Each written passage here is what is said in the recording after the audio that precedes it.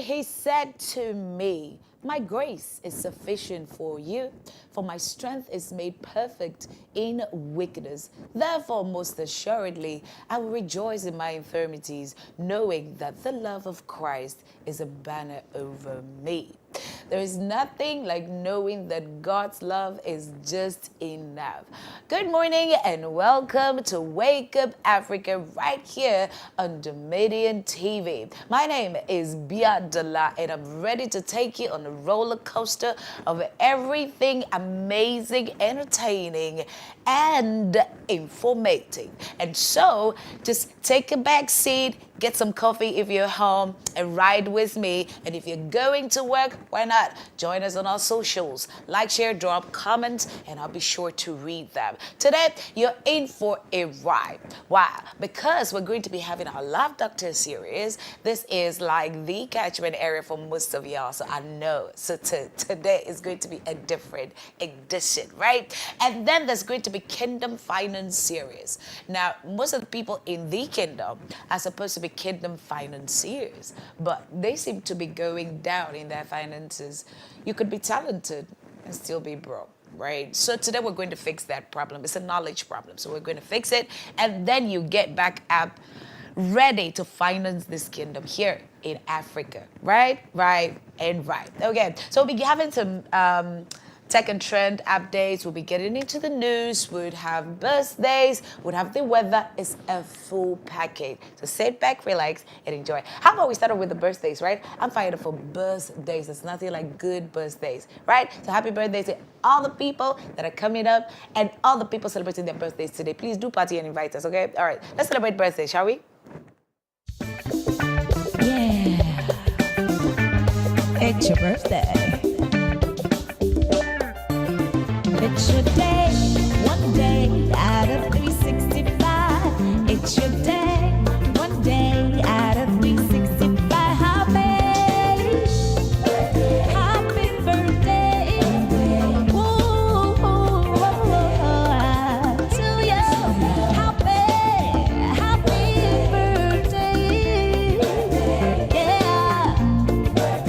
to you.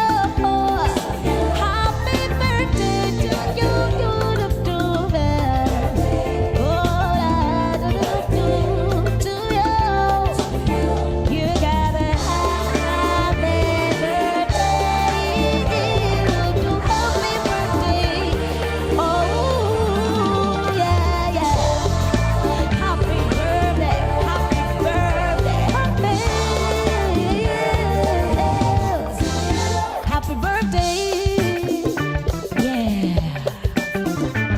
It's your birthday.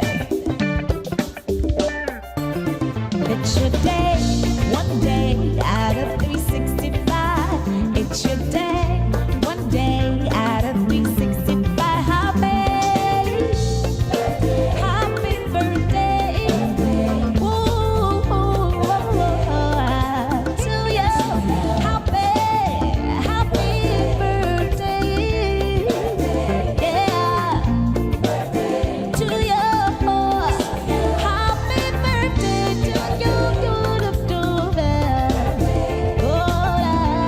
birthday to you. You got a happy birthday. And a fruitful happy birthday to all these celebrants. Wonderful people. I must imagine nice pictures. I saw Perpetual and some of the people, right? All right, so how about we settle down for a special birthday? So there's this young man who works here with us. He's part of the Dominion family. He is one of our ace cameramen, and today happens to be his birthday. And there he is, ooh, looking all nice. Ernest, happy birthday to you, Ernest. We love you so much. We appreciate your work. We pray that the Lord will bless you. He will keep you. He will make his face shine upon you. And this year will be one of the best years that you've ever experienced. But why is that, Ernest? All your pictures are side shots. Is that your best side? Why are you doing that? Oh, Ernest. Anyway, but happy birthday to you. We'll celebrate with you today. Do party, please. Bring champagne and all of that, right? Okay. So one of the very important things that we do on Wake Up Africa is to keep you updated on what's happening with the weather, because we want you to be informed, know what to wear, how to plan your day. Weather Prophet is ready, and so how about we get on with it? Good morning, Weather Prophet. Good morning, the precious one. It's good to hear you again. All right, so what's happening with our weather today? What should we expect here in Ghana and, if possible, in part of Africa? Okay, thank you very much. And let me first greet our cherished viewers and listeners of Dominion TV this morning. Midweek is here again, Wednesday, 19 days into the month of February 2025. Let's look at how the weather will fare for us for the next 24 hours over the entire country. Like I have already indicated, we will continue to have isolated rainfall activities like we had yesterday till either Friday, Saturday, or Sunday, where we will have a massive rainfall activities over the southern half of the country. Yesterday, we have isolated rainfall activities over the coast, the southern half of the country, including my area. My area was affected. Most places couldn't have the rain, but my place was affected severely. And the winds was even able to pull down a light pole, electricity pole. It was able to pull down electricity pole. As of now, we are in total darkness. So today it will be cloudy and misty over the southern half of the country. Sunny periods in the afternoon across all sectors over the country, and isolated rainfall activities over the southern half of the country. That is the middle and the coastal belt. So today too, you have isolated rainfall activities. Not all places will have the rains, but when we go to the northern sectors of the country, they will continue to experience the Harmattan conditions throughout the day.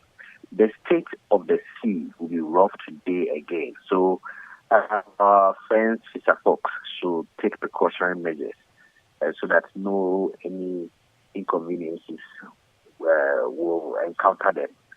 Temperatures will range from 25 degrees Celsius to 34 degrees Celsius over the coastal belts, 24 degrees Celsius to 37 degrees Celsius in the afternoon over the middle sectors, 23 degrees Celsius to 38 degrees Celsius over the transition belts, 23 degrees Celsius to 41 degrees Celsius over the northern sectors of the country, which means the place is going to be very hot. So if you are planning to go there, then you have to prepare yourself very well, wear lighter clothes, drink plenty of water, and if possible, take your nose mask along with you. The precious one, this is how the weather is going to be for the next 24 hours over the entire country. However, I'll keep you updated if any changes pops up for viewers and listeners to be very much aware. Thank you very much, the precious one.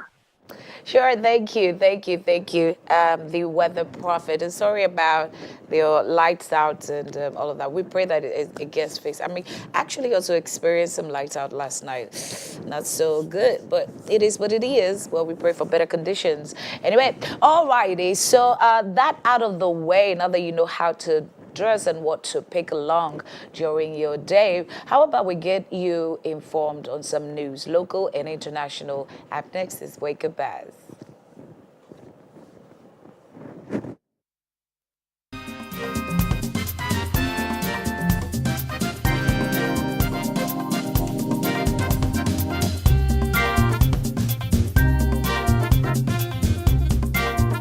Nice. So to the very first story, Boko again.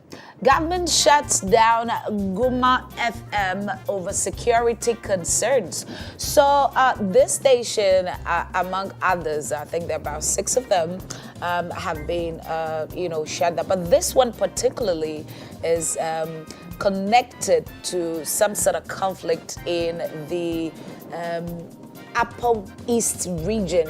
And so because of such concerns, they would have to shut the station down. And I'm thinking that there has to be some sort of, involvement, some sort of conversation that has to go on. So let's see how that goes. Because media is a very powerful tool. You may never know what it can erupt from that. Moving on, OSP removes Oforiatta from wanted list. My question is, was it even necessary to, tag him as fugitive and all of that when it comes to justice? I think that he did his part by communicating, but now that we know by information that he will be in Ghana, he should be in Ghana by end of May. Why not? We wish him well in whatever he's doing over there. I think it's health related, so that the surgeries will go on well, and then he'll come back healthy. Then we'll do what we have to do. Okay. So I think this is also tied to the very first one. Sam George directs NCA to shut down 6 radio stations. This is a conversation that we're going to be having on the news review. We want to know if it's a good call. Yes, you need license to operate. Yes, you need to keep up, certain payments, certain taxes. So if you don't do that, like he said, you're not above the law, right? So the right thing must be done. So TV white space is not free, right? Right.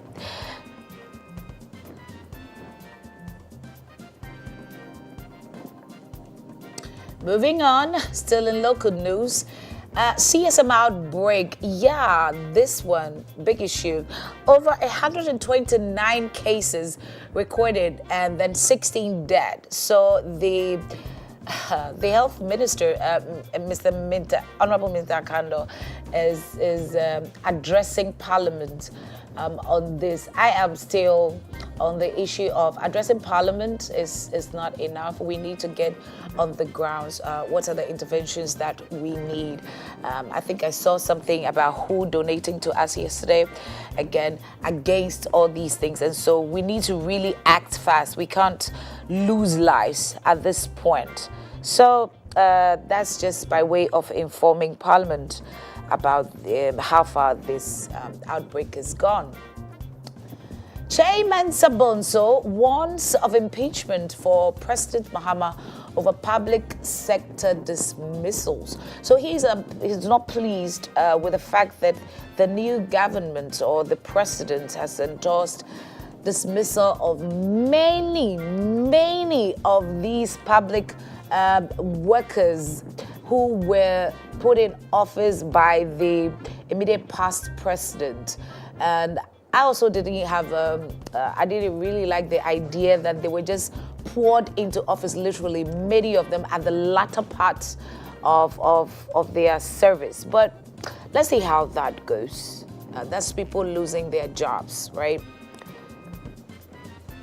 Great, let's get on the international scene now. More than 200 unarmed civilians have been killed in a cluster of villages in Sudan over 3 days by the Parliamentary Rapid Forces, RSF. This issue with Sudan, I don't know where Africa is going with all of these things, but it's getting unpleasant and it's raising so many eyebrows. The world is watching. Next, Burundi troops withdraw in East Congo as M23 rebels expand their reach. Well, this is something that I think Koku started to have a conversation about. Mr. Bombande was on that issue. Oh, we're back to Uganda again. Commonwealth urges Uganda to release detained opposition politician. This is the one who went on hunger strike, came up with some health issues, and now Commonwealth is urging, or probably suggesting, appealing that he be removed from his prison, so that we can fully attend to him. But the knowledge is, if you were in opposition, or if you are still in opposition, doesn't make you the devil, right?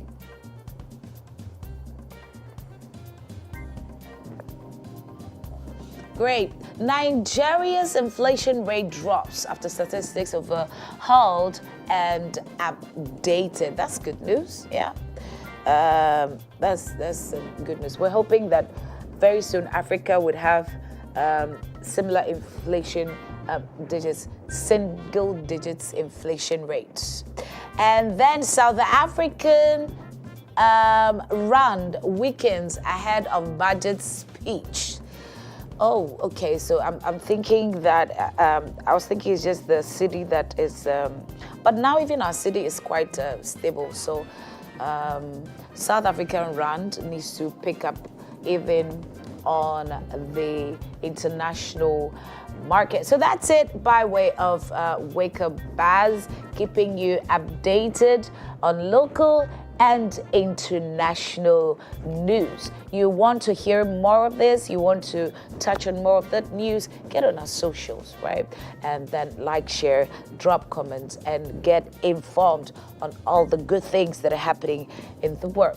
Right, so how about we go for a break, and then when we get back, there's going to be Tech and Trends. I can't wait to see you, Steffi. And then the Wake Up Buzz continues. We're going to be having the news review, many things in stock. Don't go anywhere. Yeah, we'll be back.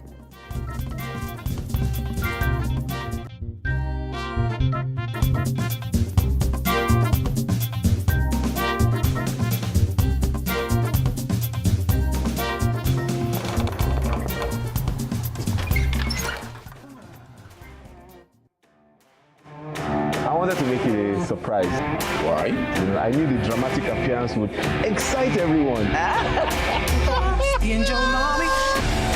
I've been looking for you for a very long time. Why are you so intimidating? But you just complain that I'm fat. But you are fat. Here is my son.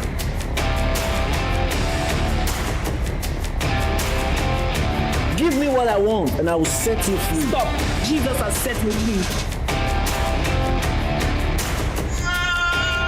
Yes, Lord.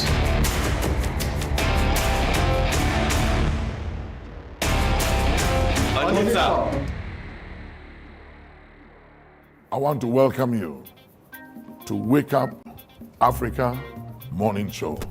If Africa has ever needed to wake up, it's now.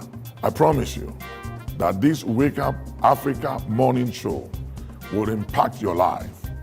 It will illuminate you. The Bible said that thy word is a lamp to my feet and a light to my path. You need this insight.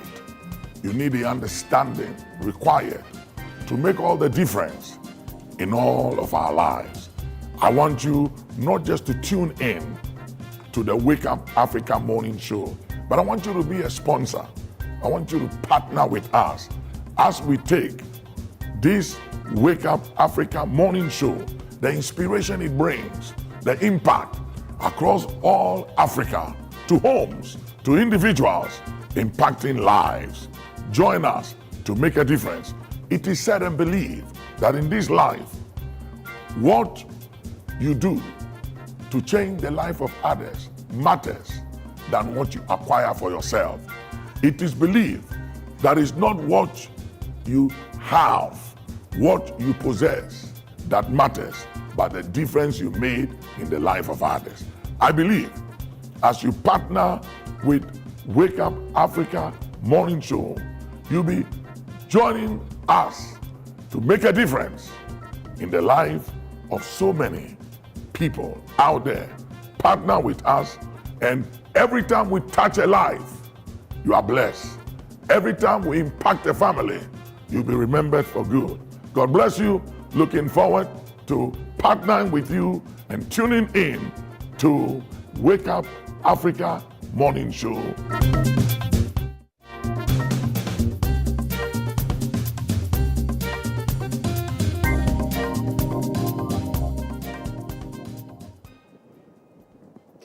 Okay, it's a good call to partner with us right here on Wake Up Africa. You want to join us, you want to bring a business on board, and you would never regret it.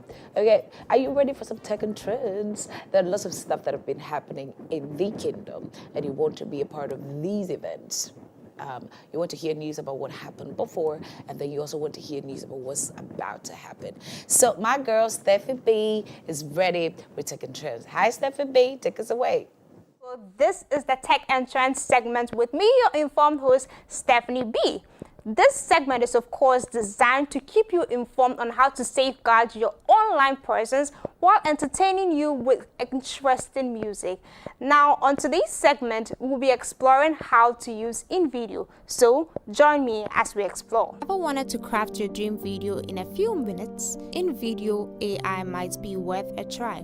It claims to be a versatile browser-based tool that simplifies video creation for platforms like YouTube and social media. Let's start with the AI video generator, since it's kind of their main feature. You can either type in a prompt or choose one of the preset options. There's also a music tab, which lets you change the background music track or even upload your own. Now, being able to edit the script however you want. For example, I can remove the mentioned discounts and include my own if I want to. Lastly, the Settings tab has presets for overlays, transitions, subtitles, and text. There's also a simple audio mixer that's enough to get the job done for casual videos. Now, InVideo says it has an AI script generator too. Basically, this tool just draws upon the same text-to-video AI and then extracts the script from the video it generates. Find script to AI video, then simply select video length and paste in your script. At the bottom, once again, you can select other parameters like voice actor or style. Again, taking a look at the stock media, free option first, the results do leave much to be desired. You get changing pictures over your voiceovers. Next, I wanted to try out InVideo's voice generator, and I found it uses the same tool as the script video generator. The slideshow maker is a similar story to the voice generator. If you want a tool for some casual, quick, and easy to use editing on literally zero prior experience, InVideo can be useful. It allows you to seamlessly adjust narration and background music with access to a library of royalty-free music tracks or the option to upload your own. You could access that during the video editing phase after the video has been generated. The selection of royalty-free audio is also pretty huge, which is nice to see. But considering you can also upload any audio you want, it's just a minor plus. And now those were simple steps to help you get familiar with InVideo. And now it's time for the music bit of this segment. And since we happen to be in the season of love, we are trying to reconnect you with God, who is our first love. So let's take a listen to Kirk Franklin's Love Theory. How can it be that you love the most unlovable part of me? How did you see your life was the only gift I'll ever need to be free? It's amazing with you. I win even if I lose. Everything's working for my good for always. Come on. He saves the day. He will come through. We walk out, that's not what superheroes do. Hallelujah. No greater love makes my heart beat. All I wanna do is make you proud. And of course, Jesus is the only person who loves the unlovable part of me, as Kirk Franklin's Love Theory says. And now we have to move on to the next tune. And the next tune is coming from the legendary musician called Lionel Richie, and he titles this song, Jesus is Love. Let's check this out.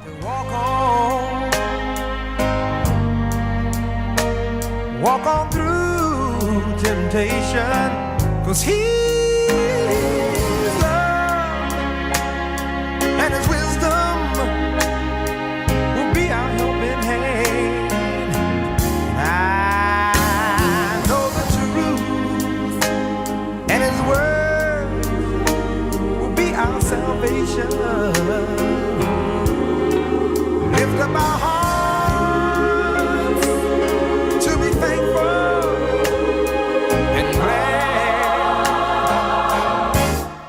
Jesus is love. And that was a sparking classic from Lionel Richie, and I'm sure many of you will be wondering how I was able to come up with that music, because it's of course old. But one thing about the love of God is no matter where you find yourself, it will find you. And now it's time to go home. Yes, we are coming home, and as we're coming home, we are going into the camp of Calculatte, and he titles this track My One and Only. Yes, let's take a listen to this. God, you're my everything. God over everything. Oh, Jimmy, more say. My one and only. Yeah. God, you're my everything. God, you're my everything. God over everything. God over everything. Oh, Jimmy, Ni moko moko penny to moko. Yeah, yeah, yeah. God, you're my everything. Moko meto. God over everything. Oh, Jimmy, you know. listen. So many times I tried to do it on my own, but you came through for me.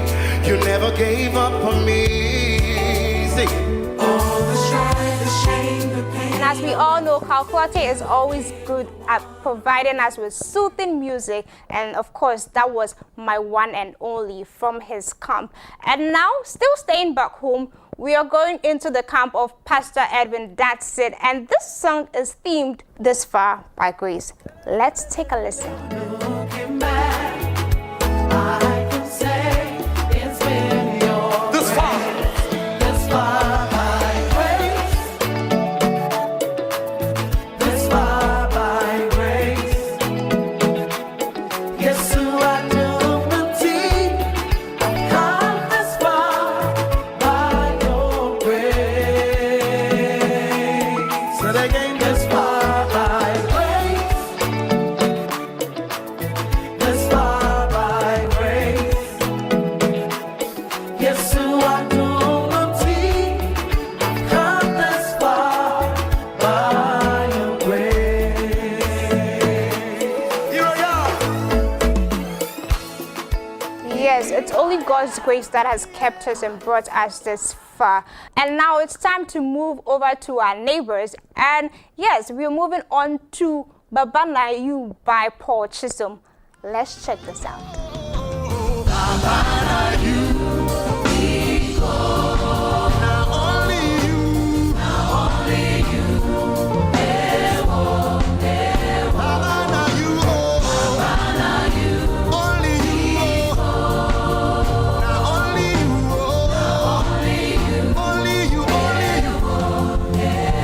Listen, I want us to do the song together this morning. Baba na you people. It's very simple. There you go. Now only you. Hey, whoa. Can we try it? Come on, let's go. Say. Pico. Now only you. Hey, whoa. Come on, we're doing well this morning. Baba na you one more time. And of course, that was Baba Na You by Paul Chisholm. And that's a soundtrack you can add to your music playlist. And now moving on to our final track on our list today, we have For Life by our very own Moses Bliss. Let's check this out. My heart to your ears, I'll sing these melodies for you, 'cause you've touched my heart in so many ways, like I've never felt before. I thank the Lord for bringing you my way, and I'm never letting go. This loving is for life. This loving is for life. I thank the Lord for bringing you my way, and I'm never letting go. This loving is for life.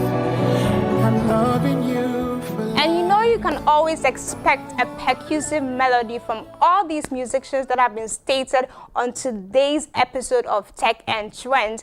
Thank you for making time with us and with me, your host, Stephanie B. But don't forget to subscribe onto our social media platforms and follow us for more exciting content at My Dominion TV on all social platforms.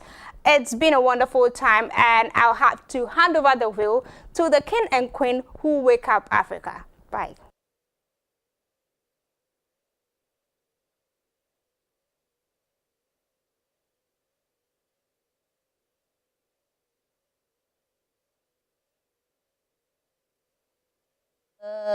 My one and only by Carl Clotter, you have no idea. And also that by Lionel Richie. But the top 8 for me is The Love Theory by Kirk Franklin. I don't want to love nobody but Jesus. Let's take a music break. And then after that, we can settle in for the news review.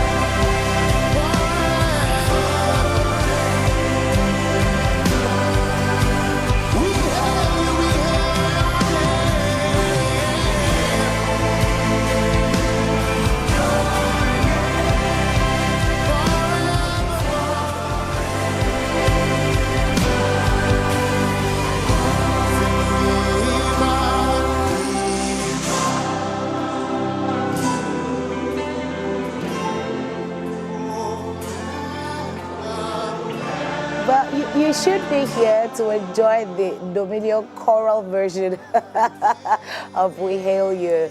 But there's always joy when you listen to Kofi Kakari. His music is just amazing. Thank you for that tune, Kofi Kakari.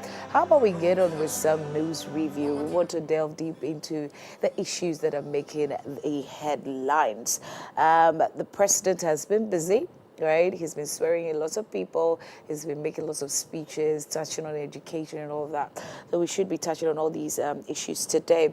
Now, I have in studio Pastor Bernardi. He's a forensic scientist and a social analyst. Good morning. Good morning. Good morning. Good morning. Oh, I must say, I like your smile. So even if we are going to delve into terrible issues, your smile will kill it. We'll tone it down. And then, yes, and then we're joined on Zoom, right? Reverend Xavier Demoji. He's a clinical engineer. Good morning, Reverend Xavier. Yeah, good morning. Great. Good to see you. Viewers. Yes. I hope you are good. Oh, we're great. God is keeping his children. He's doing a good job at it. Right. So let's delve straight into the issues. Yesterday, the president sworn in the Council of State.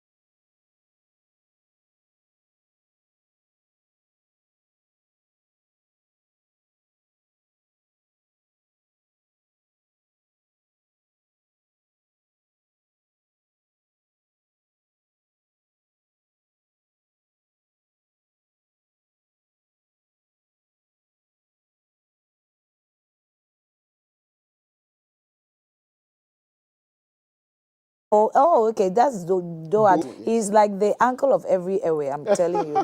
Former Speaker of Parliament. He actually made the promise that they're going to be a Council of State with a difference because people started to feel that there was no need even for a Council of State. I wonder why. I really wonder why. Yes. So the likes of Dr. Eunice Brookman Emesa, Mrs. Betty Modidrisu, Cynthia Comley Ajete, Mrs. Mole Anim, and the list goes on and on and on and on. And I think it ends with Dr. Kusibwachi Yadom. Reverend Xavier, do you have confidence in this team? Let me get to Reverend Xavier real quick. Do you have confidence in this team that they can actually? I think it's a very great team that has come up. Right. After all the rule of law, we have a team that is now the Council of States that is going to ensure that they help the government to come up with strategic decisions. When you look at the list so far, these are men that have very great credentials with experience, and they have.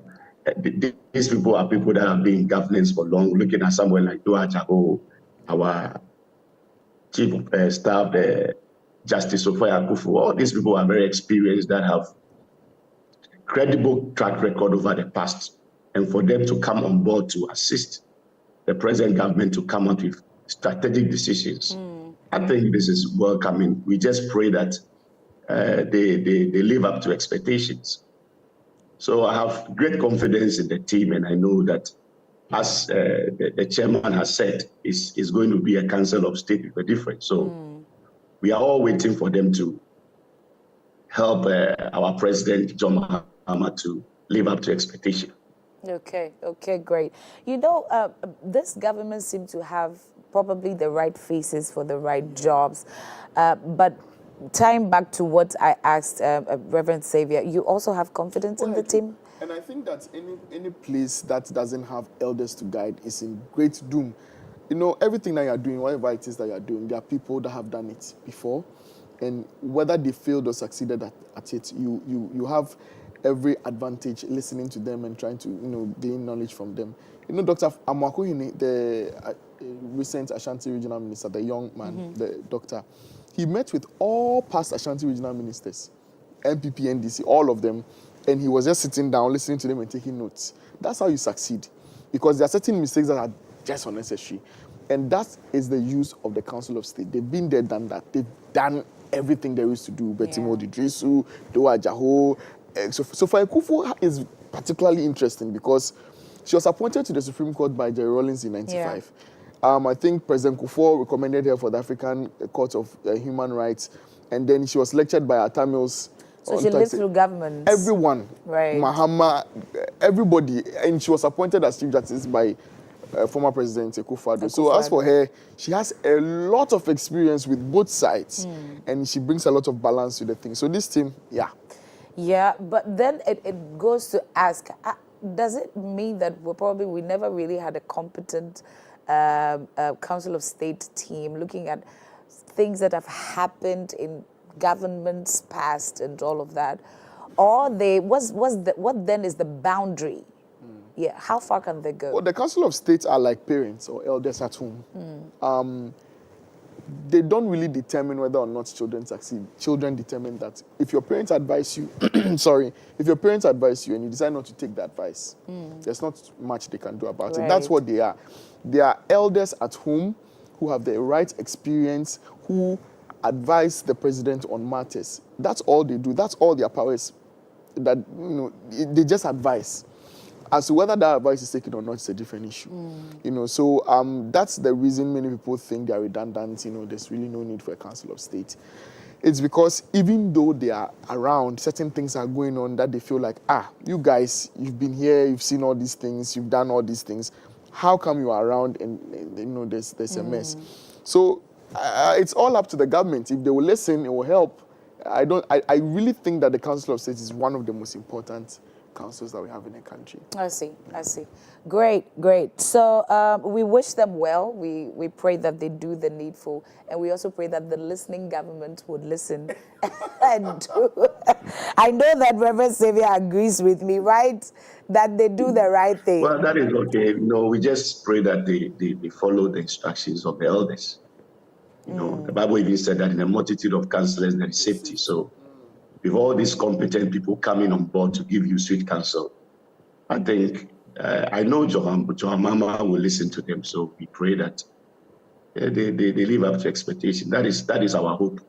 That their counsel will not just fall into the dish, but every recommendation they give will be taken. It's not about politics, but it's about the development of the country. Right. Now let's get on with the issue of OSP removing, I know, it's going to spark a bit of reaction. Removing the former finance minister, that's Ken Ofori-Atta, from the wanted list. This issue is so big. So he's been finally removed from the finance, he's removed him from the wanted list, also because there's been communication that by the end of May he should be in the country, so that he would help with all the investigations that is ongoing. I think that the minority leader actually made mention of the fact that he has to undergo a certain medical surgery and all of that. So by end of March, he should be done with that, gone through the recovery, and then come back in May. I was actually speaking to Koko about this, that why can't we just do all of these things in absentia so that the man has time to... Honestly, it's baffling. He was in this country for all this time. And nothing happened. Exactly. You know, he was around, he was going about his business. There was a group of NPP MPs even that formed a coalition and demanded that he be removed because, you know, the country's economy was not so robust. And funny enough, all those, let me not even go there, all those people that did that, they all failed in their parliamentary bids, their primaries, the party primaries. So this man was in the country. All these issues were raised, even by his own party members. All that while ago, nothing was done. And now that he's out of power, pursuing left, right, center, Cecilia Dapa, where is Cecilia Dapa? All this Wula Balu, money under her bed, and all of these kinds of things. What happened to Cecilia Dapa? So I don't really know exactly what it is. But the OSP has also made it clear that he doesn't pursue people except and unless he's 90% sure that he can actually prosecute. So maybe that's the reason it's taking this long. But apart from that, I don't see I don't understand what's going on. And he also indicated that if by May he's not back, you put him back on the list. Reverend Xavier, what do you make of this? Was it even necessary? We made so much noise, making it look like the man is a criminal. Another thing we hear is that, when you're in opposition, you're seen in a different light. What's your take on this? It's a serious thing with all this thing that was happening. I was asking myself, can Ofori-Atta declare as a fugitive? And I think it's a very strong word for that. But if the special prosecutor found it deemed to invite him for question for issues of corruption with one or two, it's not bad. He should be in to answer some of those questions. These are all allegations that have been leveled against him, and he should be in a position to answer them. But the conditions which he gave, life is inevitable. People fall sick and go through all sort of challenges. So I think there should be a form of dialogue than making all sort of noise about it. So for him to be removed, well, it's a good news that he's no more declared a fugitive. But I believe a lot of Ghanaians are waiting for the outcome of this, for him to be accused of all these allegations. He should come out clean shoe to declare his stand, whether he's guilty or not. But moreover, to me, it shouldn't be an issue of a new party coming in before some of these things should be taken in place. It looks like it's becoming like a political battle, and that shouldn't be it. So we are waiting for the outcome of it. And we also hope that he recover. In a state like this, for you to be sick and be encountering some of these things, it can really aggravate a lot of things. So I think they should be calm with him and give him up to the May, as he has said, so that he recover fully and come and answer whatever question he must answer. But all over, they have different forms of dialogues. In the modern time of communication, they can communicate with him through any other medium. But if they insist on seeing him in person for for everyone to have a clear idea of whatever is happening. I think he should just avail himself by name so that Ghanaians can have a clear mind whether he was really guilty or not. Exactly. Right. I think you agree with that? I do, absolutely. And May is not too far away, so we are all waiting. We are waiting for what would happen. Another thing with the OSP, I feel like, when during the past government, he came up making statements as in he's alone in this, fighting this whole battle. He has lots of cases. It seemed to be stifled or probably held to the neck during that time, and now he has leeway. That's how it's looking for me. Yeah, well, he recently got clearance to employ a number of investigators. I'm not too sure about the number. They're between 180 to 230 people. So now he has personnel. He has a lot of people that can do investigations. So that's what changed? I don't think so. It looks as if people who are in government, a sitting government, are not really prosecuted, even when evidence of wrongdoing is there or there's suspected evidence of wrongdoing. It's only when they leave power. And it makes sense to an extent, because if they are in power, their attempts to block justice, they can easily block the process and stuff like that. So when they are not in power, you don't have any defenses. We can pursue you to the full extent of the law, and maybe that's what is going on. I really hope it's not what we are thinking it is. Well, I hope so too. I hope so too, because we need to build trust, in all these government or public institutions, so that, governance doesn't come off as though it's a personal vendetta or something like that. Now let's get on with communication. Sam George has been Sam George has been talking, and he directs the NCA to shut down 6 radio stations, and the immediate enforcement of action against several entities for operating without valid frequency authorizations in violation of Section 2, subsection 4 of the Electronic Communications Act 208, Act 775. Now, the entities affected by this directive are first, Fire Group of Companies, Sunyani 90.1 megahertz, ISA Consults Limited, Tamale 89.7 megahertz, Abo Channel Media Group, Adidome 105.7 megahertz, Ochami Radio Limited, Bibieni 99.7. Oh, it could have gone for another station. And then, Movement Bono Foundation, Techiman 99.7 also. Okay. And then Osikeni Community FM, Nkrankwanta, right? Okay, 99.7 megahertz. So as yesterday, we had this information. Now, according to Act 775, it's unlawful to operate a broadcasting service without valid frequency authorization. And the NCA will take necessary steps to halt all unauthorized transmissions and ensure compliance with the law. So I think I saw it was somewhere last year, same thing happened for some TV stations. They were pulled down because they didn't go by the law acquiring the right licenses. Let me start with you, Reverend Xavier. What do you make of this call? Good call? Well, it's a good one anyway, but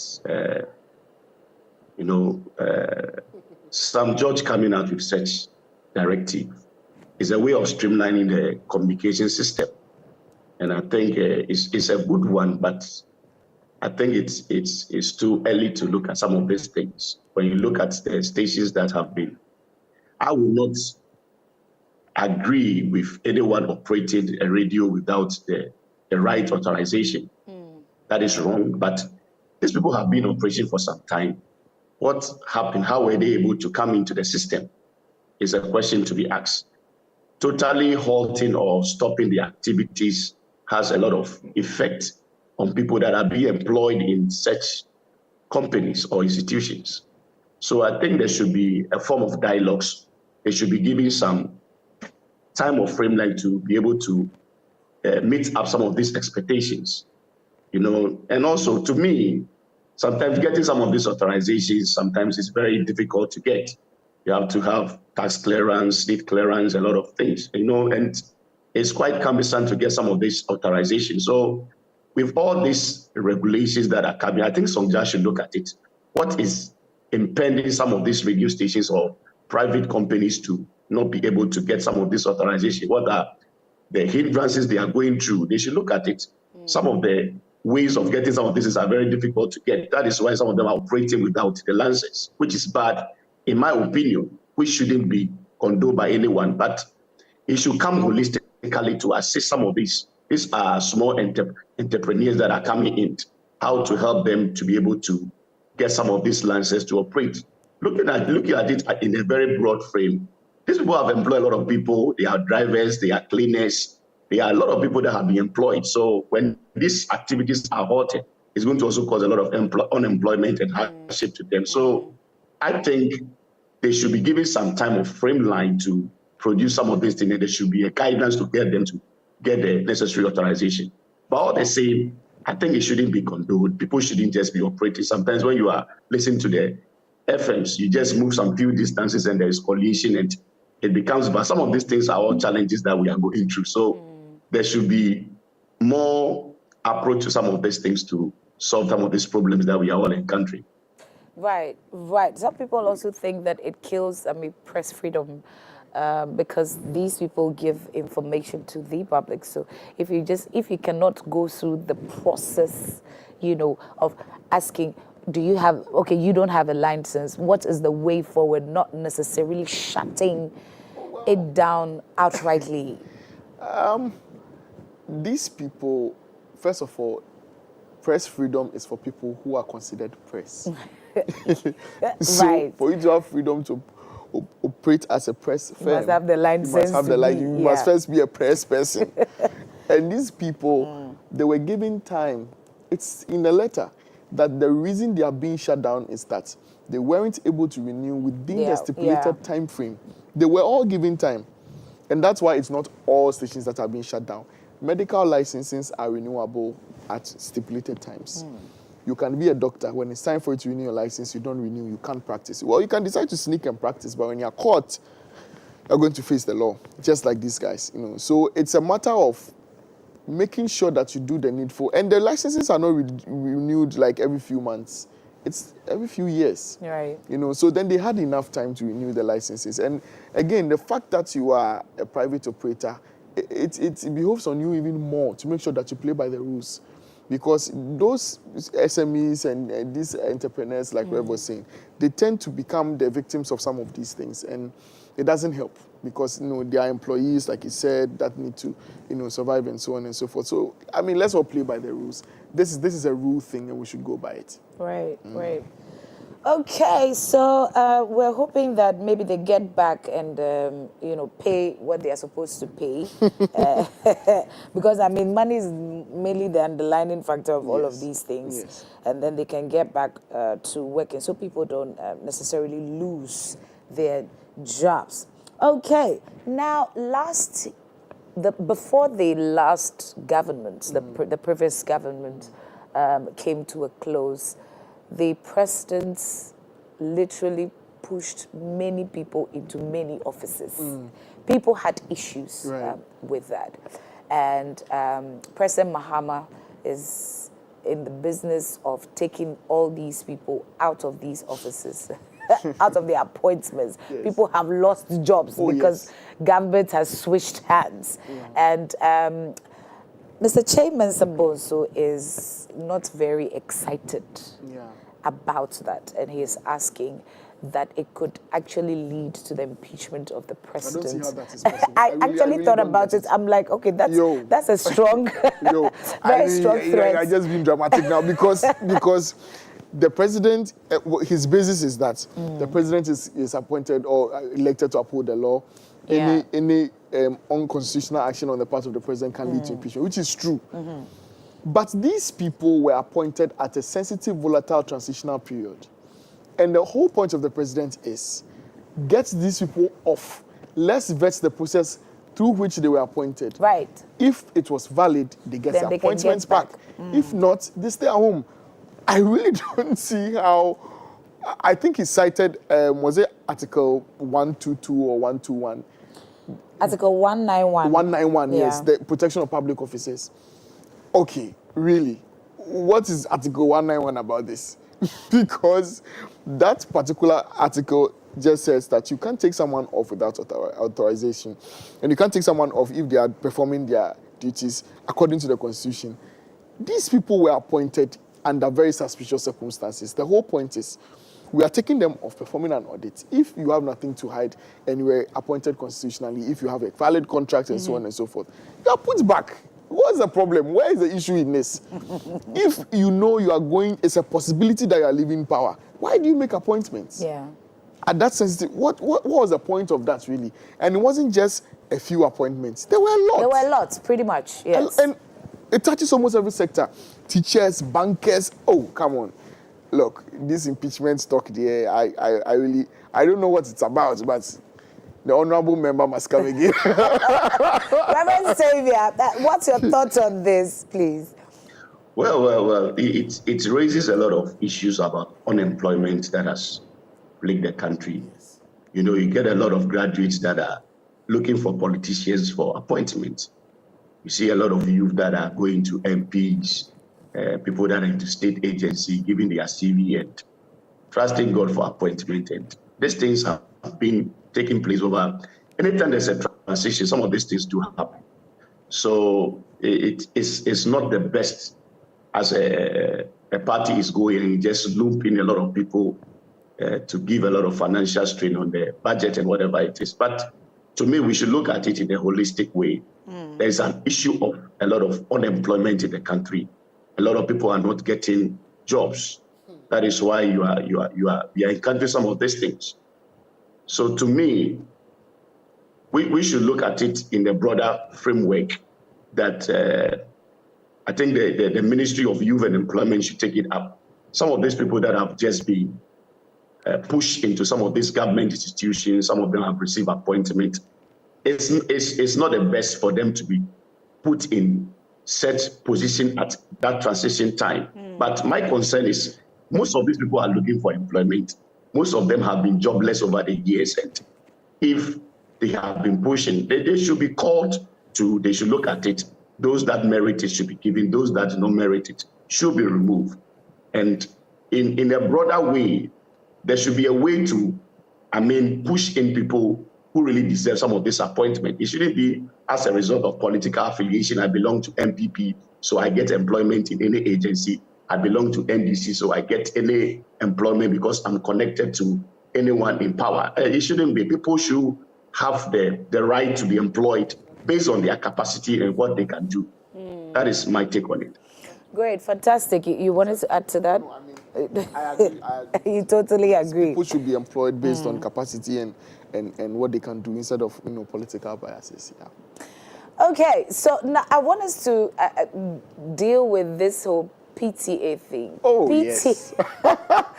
PTA is back. Oh, if yes, you're a with a bang. parent, you would be excited about that because now you can contribute to, the education of your child and all of that. So Honorable Haruna Idrisu was actually very emphatic on that, making an announcement. He actually says that it's as part of reforms to improve the general education system. He said the national standardized test would also be expanded to cover primary 2, primary 4, primary 6, junior high school, form 2. Right. So the idea behind the test is to prepare pupils and students psychologically to face their first major external examination and basic education certificate examination. So, but I want us to really dwell on the PTA part. Was it necessary to even take it off in the first place? Exactly. Well, the previous government's argument was that they didn't want any parents to foot any bill. They wanted the free SHS to like be really free SHS. And with the exception of private schools, But PTA is not parents bringing money. Exactly. It's more than parents footing bills. I really don't get the reasoning behind it. For me, it was just off. Taking PTA off was absolutely unnecessary. When you look at developed countries like the US and co, it's because of things like PTA that certain things have not found their way into the education system. The primary responsibility for raising kids is on the parents. But because of, training in school, no parents can teach their child to be a doctor or a lawyer, or you can't do that by yourself. That's why the education sector is there, is to give kids formal training, equip them with skill sets.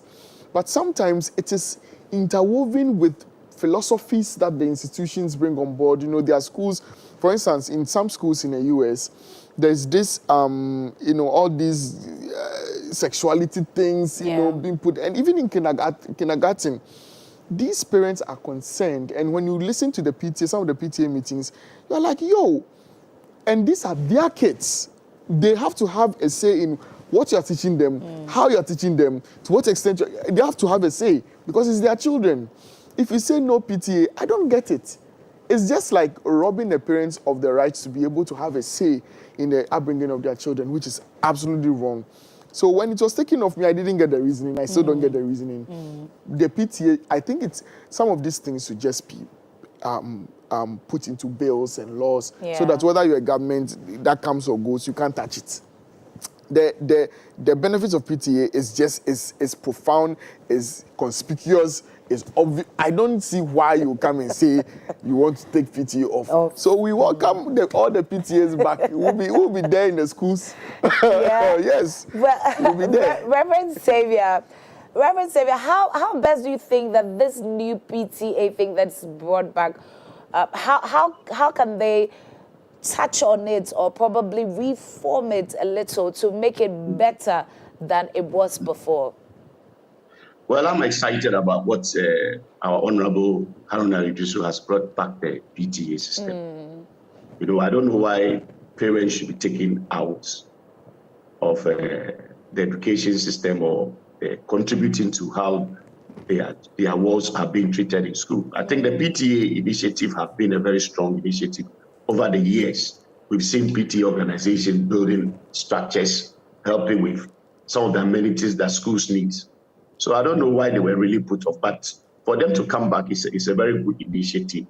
Look, it all come back to how the educational system is being revolved over the years. Right. The transformation in all this education system, 3 years, 4 years, morning shift, afternoon shift, all these kind of things have been sometimes been happening. Any government that comes in try to bring up initiatives that they think can help the education system. But to me, it's a very strong stakeholder with parents getting involved, because it's your ward that is in the school.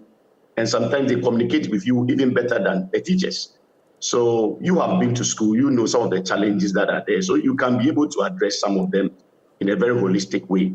So for the PTA to come back, I'm excited about it, that parents have the chance to contribute their quota to how education of their world should be in their schools. But to me, we shouldn't have some of this. What if after 4 years, NDC is gone, MPP comes, and they also said he's putting a hot to PTA again? We shouldn't have a system of a party coming in and bringing up initiative. We should have someone who say a national agenda for education, right, that everyone who comes into power should follow. We have a system of how schools should be run, irrespective of who is in power, who comes as minister, who comes not as minister. We have a very strong system that everyone is following, so that children and our education system can be very strong. So to me, we welcome it. All the initiatives it's bringing is a very good one, and we should all embrace it and make it work effectively. Fantastic. I'm thinking that now, they had the system where some of the teachers will have to sign forms before they lash kids. Yes. Because, in those times, we didn't have that. Your parents would rather drag you to the school. They'll report you to the school that this one at home he's not sweeping. Yeah. Deal with him in the school. So let's look at how that also touches on the moral, upbringing of the children. Because I'm thinking that if there's a merger between teachers or a collaboration between teachers and parents, that's a good. That's absolutely vital. A good system. The parents are responsible for bringing the students to school. The teachers are responsible for training them. Yeah. Definitely has to be a collab. Definitely. Na collabo, right? Okay, thank you so much. Reverend Xavier, let me take your last words and then we can let you go. Well, it's a good thing. I think it's a good collaboration if you have parents and teachers all assisting in the well-being of their children. I always say train up a child in a way he should go, so that when he grows, he may not depart from it. So we need all these stakeholders in the upbringing and training of children or students so that we can have responsible adults for nation building. Some of these immoral things we are seeing is because most parents have neglected their basic responsibilities. So for parents also to be involved in the upbringing of their works in school is very welcoming, and I want to really stick on it that we should all be very strict on our children. We should also be involved in their development so that we build children that are morally sound, that are really prepared for the future that we are believing God for. Right, I'm also quite excited about that because yesterday I was having a conversation about how social media is actually crept into relationships and marriages. Now social media is parenting children for parents. Yes. Yeah, so and if the education system also doesn't have a place for the parents, then we don't even know where we're going. Exactly. Well, let me take your last words before we check out. I'll keep saying the Archbishop is someone who has, if there's anything I know and love about the Archbishop, is the fact that he has this country at heart. He's always talking about Ghana, always talking about Ghana, always talking about Africa, always talking about Africa. And you can tell that he's one man that is bent on making sure that he's raising leaders, people who are going to see the nation and the continent as not someone else's business, but theirs. Yeah. And I think that should be our heart, that should be our approach to this thing. If we keep on with this partisan approach of nation building, it won't help. Right. We have to have this mindset where we understand and believe that this country is ours. If we don't build it, no one else will build it for us. And we have to put all this, it's good to be partisan, because we have different philosophies, how we think the country should be managed and so on. But at the end of the day, we are Ghanaians first before anything else. We are Africans first before anything else. And so let's just make sure that whatever it is that we are doing in our discharge of our duties and everything else, we keep that in mind and we put that in a form. All right, so let's have our country at heart. It's not a hard thing, right? Because if Ghana works, it works for both, all of us, right? It works for everybody. Well, thank you so much, Pastor Ben Addy, forensic scientist and social analyst who did justice to all of the things. And then Reverend Xavier Damoji, he's a clinical engineer. Oh, science is doing more, nation-building issues. It means that everyone is involved. We are all involved. Let's use this opportunity to say a good morning to the Archbishop Nicholas Duncan Williams. We love your heart for our nation, and we pray that even your sons and daughters will follow suit, will do the right thing. Okay, this has been the review. Let's go for a quick break, and then when we get back, we'll have the Love Doctor series. We'll be back. Amazing. Oh, wow. Don't categorize things into bad or good. Because as far as you know, the universe is conspiring to help us all the way through. When something undesirable happens to us, it's natural of humans to complain about it. But God is a master strategist.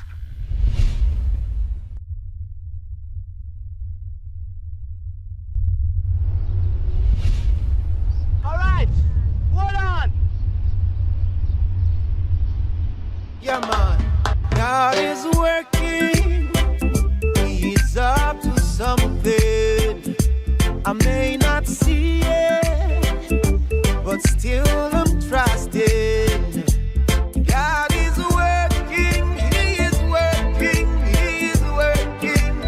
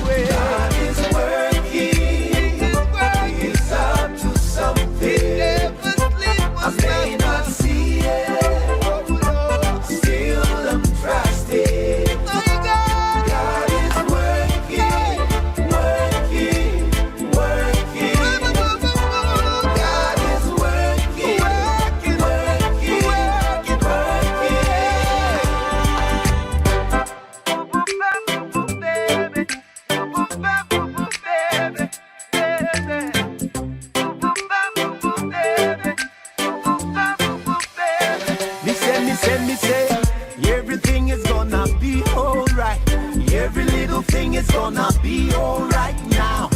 Everything is gonna be alright. Every little thing is gonna be alright. My God is not a liar, God. He should lie, or the son of man that he should repay. If he said it, then he meant it. And if he meant it, God is working. It's up to something. I may not see it. I may not see it. Oh, Lord of mercy. Still I'm trusting. My God is working. He's working. He's working. Every day, every hour. He's working. Working. Everything is working. Everything is working. Working out for my good. Working out for my good. Everything is working. Everything is working. Working out for my good. Working out for my good. I will keep holding on. Holding on. And I will keep moving on. Moving on. Said I will keep holding on. Holding on. And I will keep moving on. Moving on. God is working. Yeah. Something. I may not see it. Oh, still I'm trusting. God is working. Working. Working. God is working. He's working. He's working. Listen up. God is working. Even in the darkest hour. God is up to something. Oh, Lord. Still I'm trusting. Hey, I'm telling you. He's working. He's working. He's working.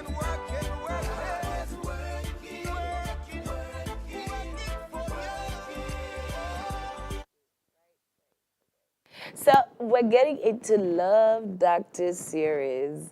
Today we want to look at letting go, hey, and moving on, or and loving again. So letting go and loving again. Anyway, there are a few things that probably people think like, this one I can never let it go.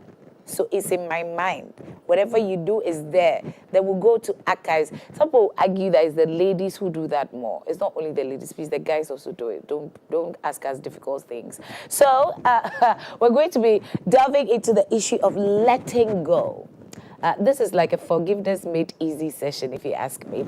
And then we have the ever beautiful counselor, Basilia Bay CH in the house. Beautiful? How are you doing? By God's grace, I'm fine. Yourself? I'm great. So today we're going to do a little concert because your husband is not here. Yeah, I know, How is he right? though? He's fine, by God's grace. Nice. Good morning, Osofo Basi Eso. Yeah. So how's counseling going on? I mean, in church, at work, people coming around, loving your work? Yes, for now, it's the lecturing that is taking more time. Once in a while, I do one-on-one counseling. I see. And then also with church, I would say I do more of guidance.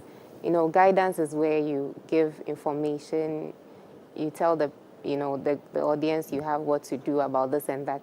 But counseling is when you meet the person and then you discuss the issue at hand. Yeah, so there's a difference between guidance and counseling. Oh, that's what they put in guidance and counseling. I see. Yeah. Great. So letting go. And loving again. That's where loving again probably could come, but the letting go part. Why do we have to start having conversations of letting go in a place where we profess love? I love you. You are my world, forever, ever, and all of that. How it is that we start to have conversations of you need to let it go in a place where I actually love you. Okay. So the letting go comes in when probably one couple, or should I say yes, one party to the relationship has been badly hurt, or let's say where there's a heartbreak.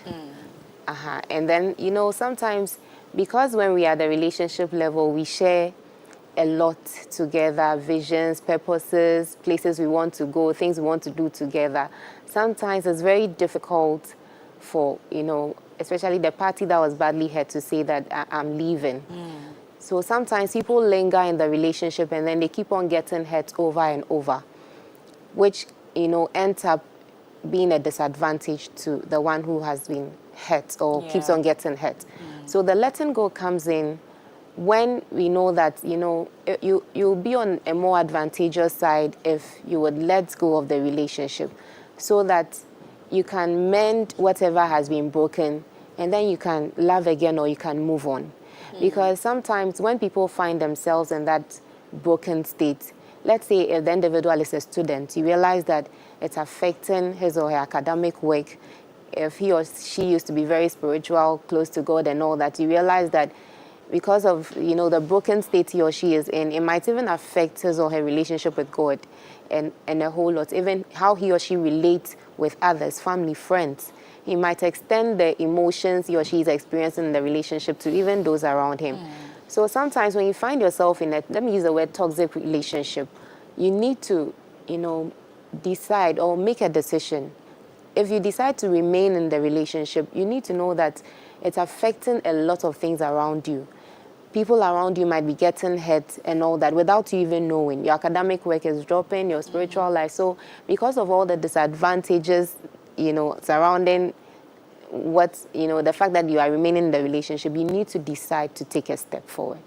Yeah. So that is the letting go. I mean, because when I saw this, I thought, okay, letting go would be, I forgive you, it's okay, we'll go over it again, and then we'll do it again, and then we'll do it again. Jesus has to forgive a lot of times. I don't even want to multiply that 70 times 7 and all of that, and ongoing.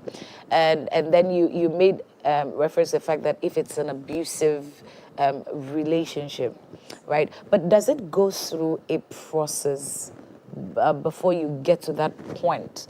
What process should it go through? Then you know that, okay, at this pinnacle, I'm done. Okay, so most definitely when two people are in a relationship, definitely there would be points of conflict. There will be times when either party will be hurt and all of that. We need to look at the magnitude of, the pain or the situation or whatever happened, yes. So if, let's say it's a relationship where the one party is abusive physically, if the other party keeps on getting hurt over and over, who knows what can happen next? It might lead to death, unfortunately, or a more serious hurt. So if, the magnitude is huge, then the individual has to, quickly take steps to leave the relationship, than to try and manage things and say that, oh, things will get better and all that. If it has to do with issues, let's say anger, or impatience on the part of one or the other. For those things, we can work on them with time as we talk things through. Maybe if it has to do with misunderstanding, we misunderstanding each other often and all that, we can work around things. But if it has to do with abuse, let's say one cheating on the other often, right. These things hurt so much, and emotional pain is not to be toyed with. Yes, because when one is experiencing emotional pain, the mind interprets it as, a pain that has to be dealt with, takes it seriously, and then releases stress hormones like cortisol. And so these can even result in the person feeling chest pains and all that. Some people even sometimes feel like they're having a heart attack when they are going through such heavy emotional pains. Yes, so if you are going through that, if the emotional pain is so heavy, and it's even affecting you physically, your body is going through it, you need to take steps, to, even if not leave the relationship completely, there should be some form of separation. If it's a normal relationship that hasn't led to marriage yet, I believe that you can tell the individual that let's give ourselves some time to keep studying things. Let me, take some 1 or 2 things into consideration to see if we can continue. If it is marriage, that is when sometimes separation is suggested, so that probably each of them go through counseling. And if, the other person can work on himself or herself, then probably they come back together. I see. So that goes beyond conflict resolution. Then it gets to what, separation. Before then, if we can't do anything about it, then we. But you see, we're in Africa. We appreciate the fact that I think the last time you were here, you were advising one caller about how to actually deal with people around the community, your relation with in-laws, and all of that. Aside the fact that there is a beautiful side to that, there is the, I don't want to use diabolic, there is another side to it that greatly contributes to people letting go. What do you have to say about that? Have you had practical issues, and how did you deal with that? Okay, in terms of third parties coming in. Yes. So with the issue of third parties, we need to look at the relationship. Okay, if it has to do with family, if it has to do with in-laws, if it has to do with your own family, you need to be very mindful how you deal with it. If it has to do with friends, church members, those third parties that we can at least sort of have some kind of move away from for some time, and and it wouldn't cause much problem, we can do that. But if it has to do with family, for family, it's quite delicate because, you are still part of your family. You can't say that because you are married, you have separated yourself from your family. If there are family issues, you have to go and settle. You need to go home. When there are occasions, programs and all that, you need to go home and go and have the programs and all that. When you're also having programs, you call family to come. So we need to look at the relationship well. If it has to do with family, then you need to know that I can't separate myself from my family. No matter how difficult it is, or no matter how controversial my family or that of my spouse can be, I need to know that there's no way we can break relations. Even if I decide to go my separate ways, I don't want to have anything to do with my family and all that, it doesn't change the fact that you're still a family member. So when it comes to your family or that of your spouse's family, then that is why I was talking about the last time, that you need to be extra, patient, and then manage the situation very well. I understand that sometimes it's very tough. Some, external family members can cause a lot of trouble. But then you need to always have at the back of your mind that when all this is said and done, can I still go and talk to my mother-in-law? Can I still request some 1 or 2 things from her? Can I go home? Can I go to her place where there need be? So we need to resolve the conflict. We need to look at ways through which we can come back to being a family. Yes, there might be times the conflict can really get intensive. If we need to call in maybe some elderly people in the family to come and settle the issues, we need to do that. If we need to sometimes call our men of God and their spouses to come and sit in to listen to our issues, we need to do that. In whichever way we can resolve the issues, we need to. Definitely, as human as we are, conflicts are inevitable. Nonetheless, resolution is also possible. So we need to look at ways to resolve the conflict. Okay. How has your relationship been like? Have you been to, or have you gotten to a point where you feel like, I want to let go, maybe just, some people for letting go means separation. Some letting go means a divorce, right? Yes. But maybe because we didn't want to use the divorce thing, it works. Now, you can also share with us on our socials. We'll be sure to read them.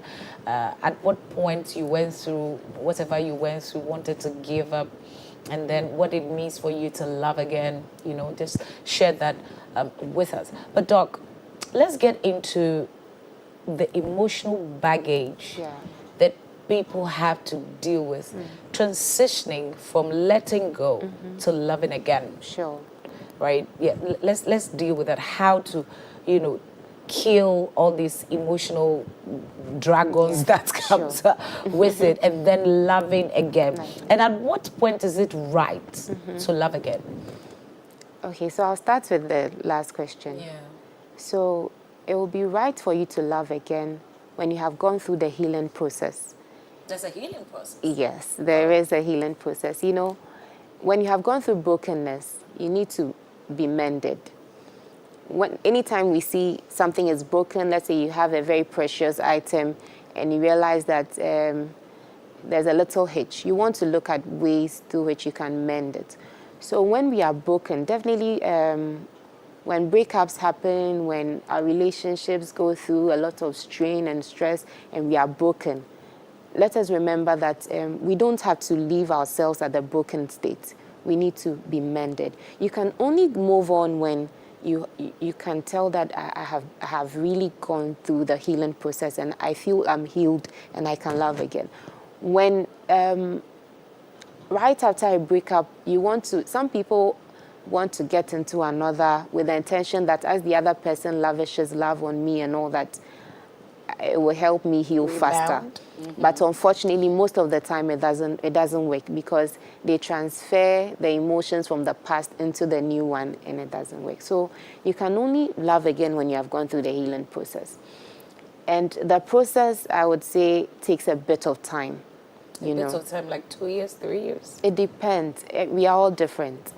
And it would depend on how well you take the steps into consideration or how well you work on yourself. Some people quickly run to therapy. Some people quickly start going through counseling. You know, their counselors will take them through a number of sessions and all that, and so they heal faster. You know, but the very first thing you should realize when you have gone through a heartbreak is the fact that you need to appreciate the fact that I am in this particular state. You need to appreciate your emotions. Some people deny the fact that they are heartbroken. How? Some would now want to be out there. They want to replace their broken emotion with a lot of fun. They want to be out there, going out, involving themselves in church programs, just trying to cover up. So when you don't accept the fact that I'm in a broken state, I have gone through some kind of brokenness. Something has happened to me. I'm not my usual self. You need to appreciate that so that now you can begin to take the steps into, that will help to mend the situation. When you realize you're not too well physically, what you do is to go to the hospital. You appreciate the fact that I've been having headaches for some time. I've been having palpitations. I need to be attended to by a doctor. The same way when you are emotionally broken and you realize that mentally things are not working, you need to, take a step back and then decide on what to do. So appreciate what is happening, appreciate the emotions. And then secondly, allow yourself to mourn the loss. Sometimes it's more or less like you losing something precious, the relationship you had, what you shared with the other person is like something precious you used to have. So it's more or less like you losing something precious, and you need to allow yourself to mourn the loss. Wow. For some people, have to be with crying. Crying is a form of catharsis. When we say catharsis, it's like releasing your emotions, allowing yourself to ease up of the pent-up emotions. I know. Is that not true? In Africa, men don't cry. So how do they do that? Yes, and so, in therapy, we sometimes encourage our clients to cry. So as a counselor, normally you should have, some tissues in your office and all that. Sometimes you will just have to sit back and allow the client to release their emotions. That is what we call catharsis. Yes. So crying is therapy on its own, because when you are emotionally broken, you feel the pain in your heart.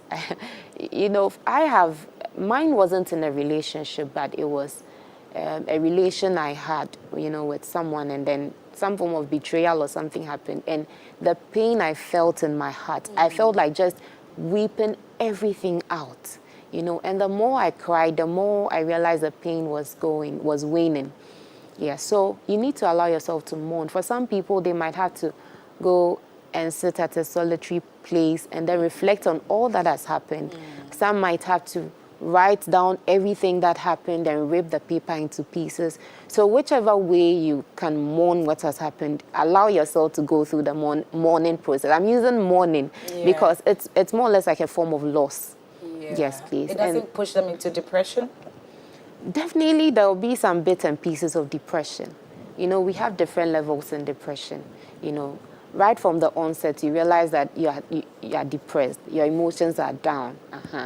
If you wouldn't want to go out there, if you wouldn't want to involve yourself in too many activities, you know, understand yourself. Appreciate the fact that I'm not my usual self.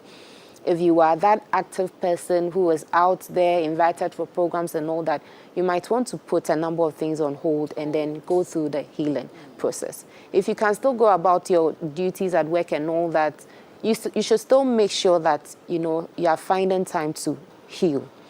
Yeah, so going through the process is very important. And then you need to also, more or less, it's very important to try and cut some form of connection with your, let me say ex in quotes, the one, you know, you had the relation with and probably the heartbreak came.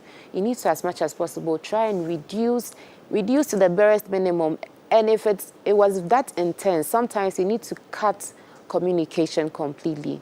For some people, it might have to do with, you know, probably muting his status.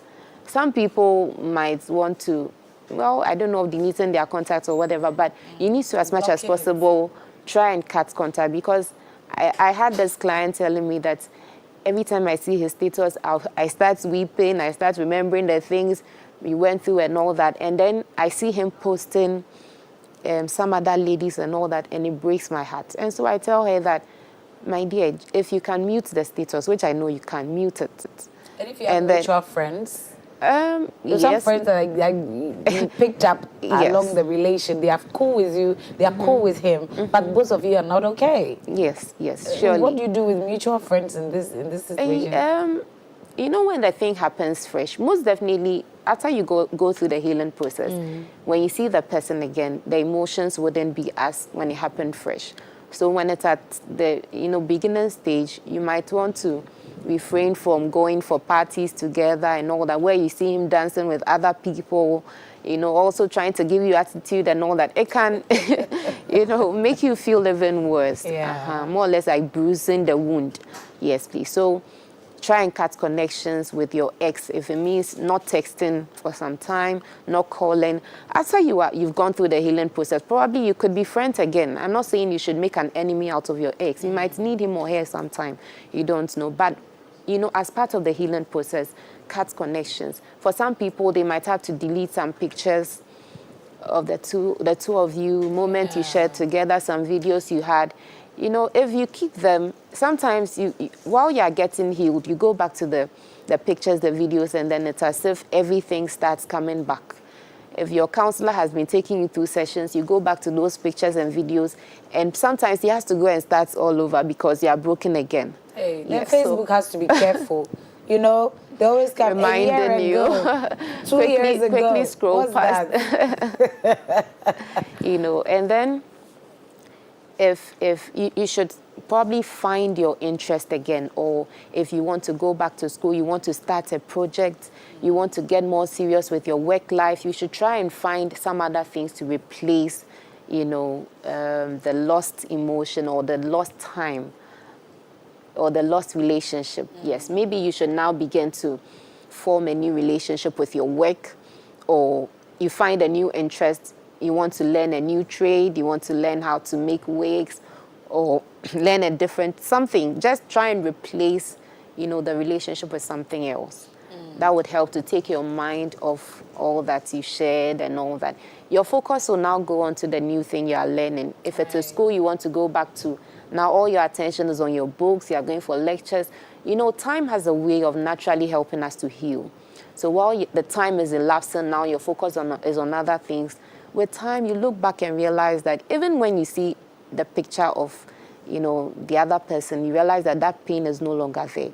That is when you realize that healing is taking place. I see. Yes. Some Christians would, I mean, with no fault of theirs, plunge into drinking, being secluded, just what I mean. You said that they should be able to cut some, ties with certain people. But some of them, it gets to the extreme. They want to try something different. I mean, I was in school when we met. Why do I want to go back to school to fix anything? How about I try to drink? Maybe because I mean, it's like when I drink, I guess I can get back. Maybe and forget about all of these things. So some people's own takes a negative dive, right? And these people are in the church.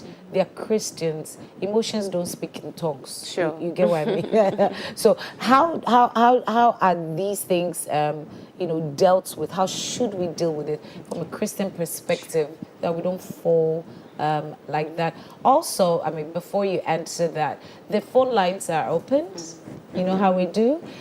Take the numbers, call us, share your experience. Have you gone through a heartbreak? How did you deal with it? What have you done to heal? Are you healed? Or you doubt that you're actually healed? You can call and find out. I mean, ask any question at all. We're talking about letting go and loving again, which means that you can love again, but want to love again the right way. Right? Okay. So you can call in. Right. So how do we deal with that? Sure. Yeah. So we don't get into the negative side of all of these things. Okay.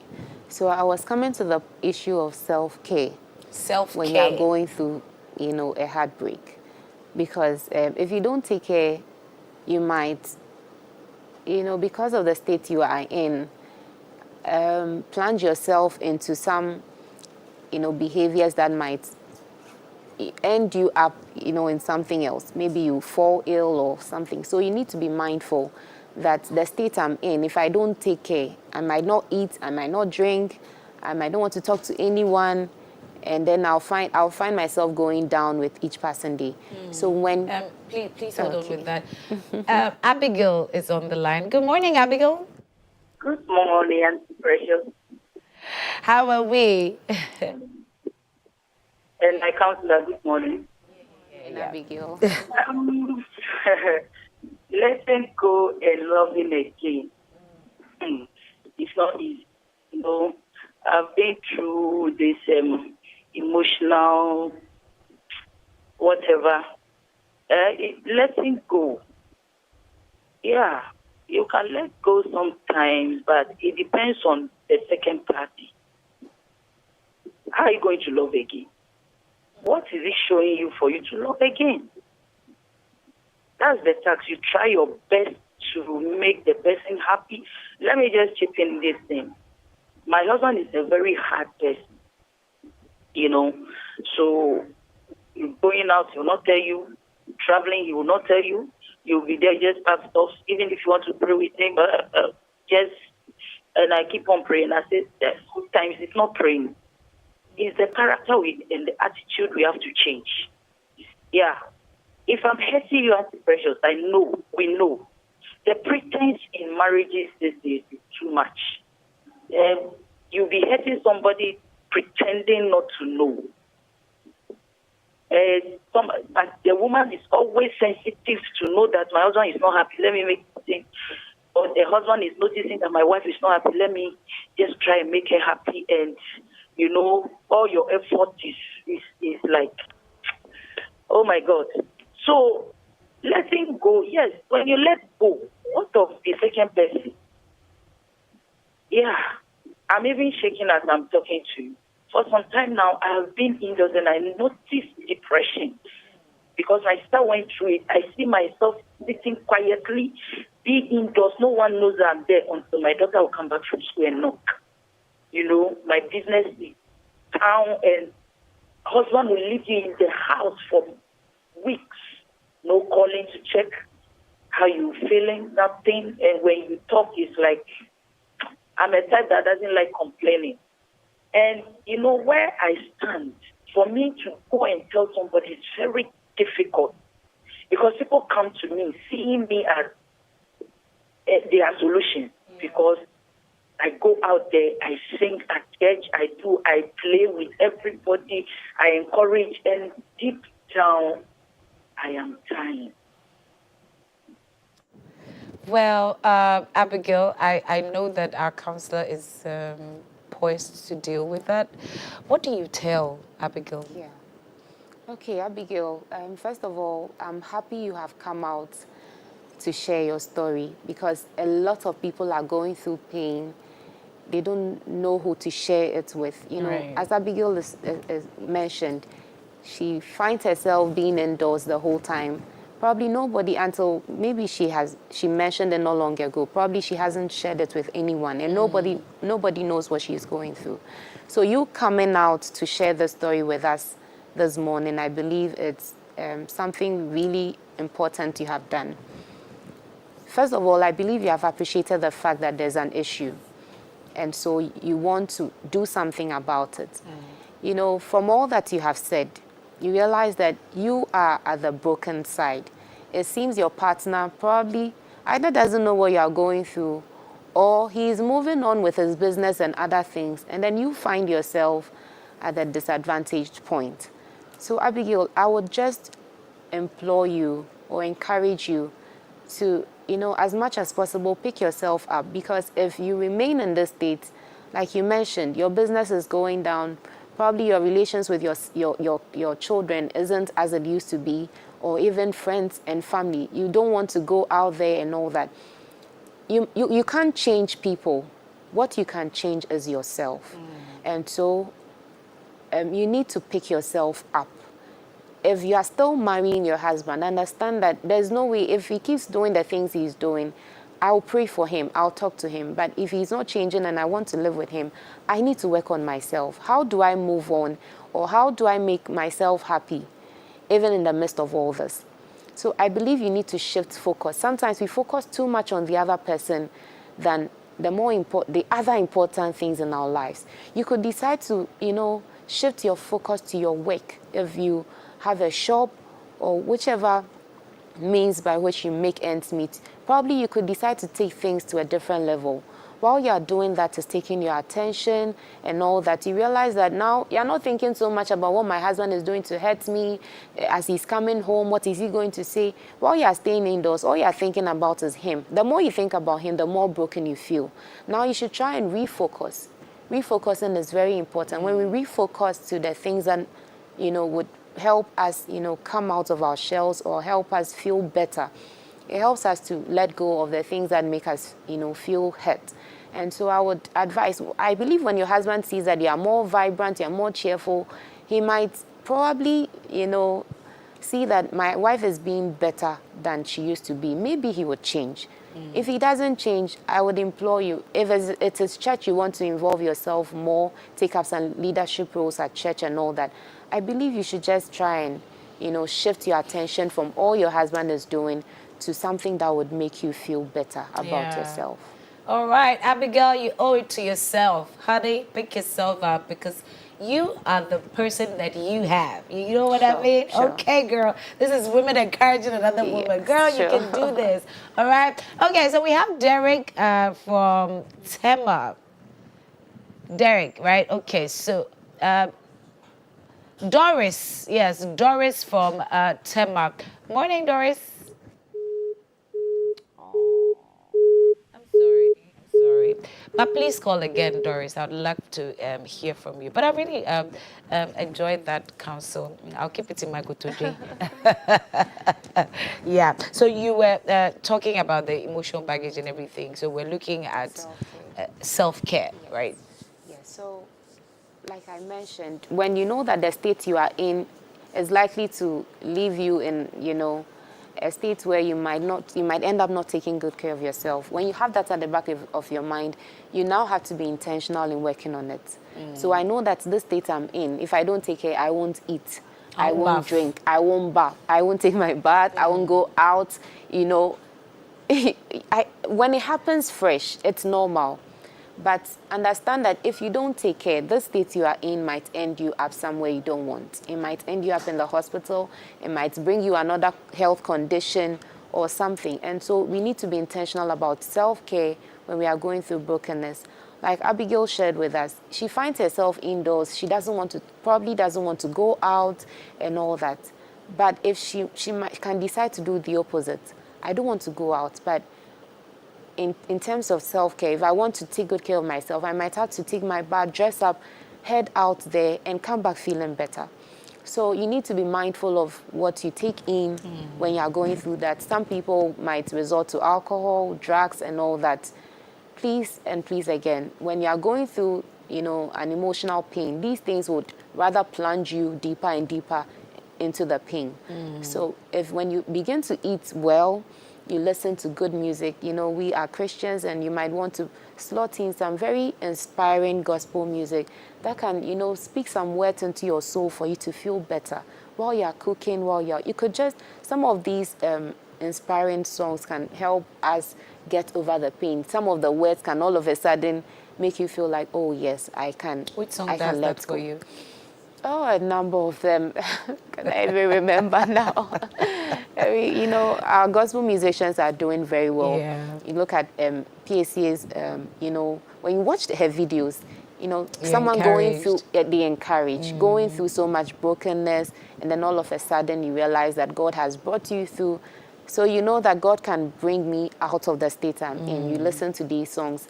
And then if you can go for some jogging in the mornings, you exercise and all that, all these can help you, while you're working on yourself, trying to build yourself, trying to nourish the body instead of, doing what you feel like doing.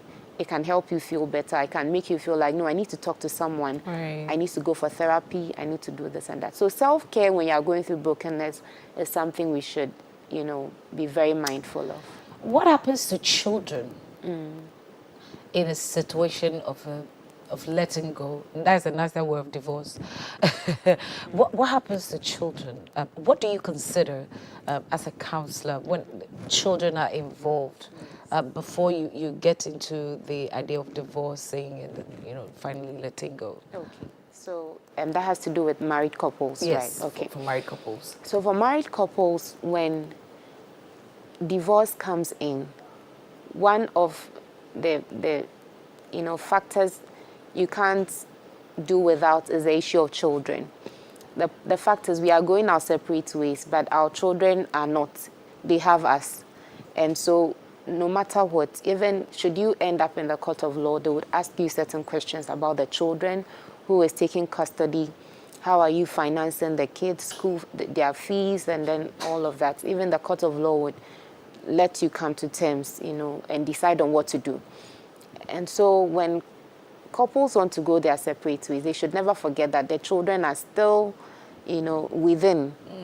They haven't gone their separate ways. They still have you as mommy and daddy. And so the couple have to decide, make a decision, sit down and talk. What are we doing with the children? They are still your mommy, you are still their mom, you are still their dad. Right. What time do you come in to see them? How do we pay their fees and all that? Who is taking custody? It's something the couple have to necessarily sit down to talk about. They decide, and then they know exactly what to do with their children.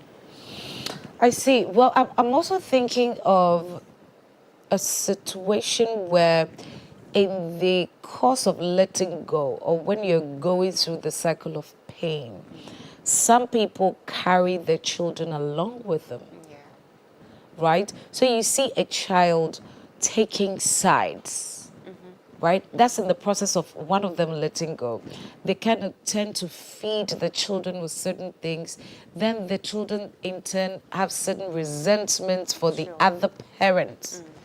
Right? In that situation, what do you do to save the child? Sure. Yeah. Sure. So it's mostly inevitable. Sometimes you realize that the children are moving to the side of one than the other. They are supporting either mommy or daddy and, resenting the other. Is it their place? I know, it is not. But, they see what goes on.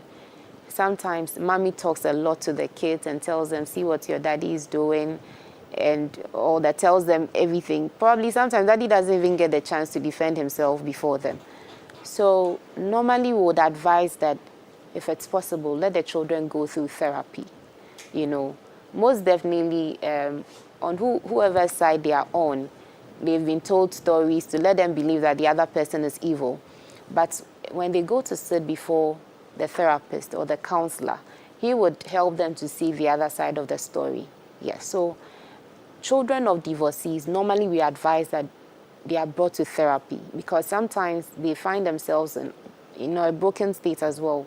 They don't know what to do. They do love their parents. They wished their parents would be together.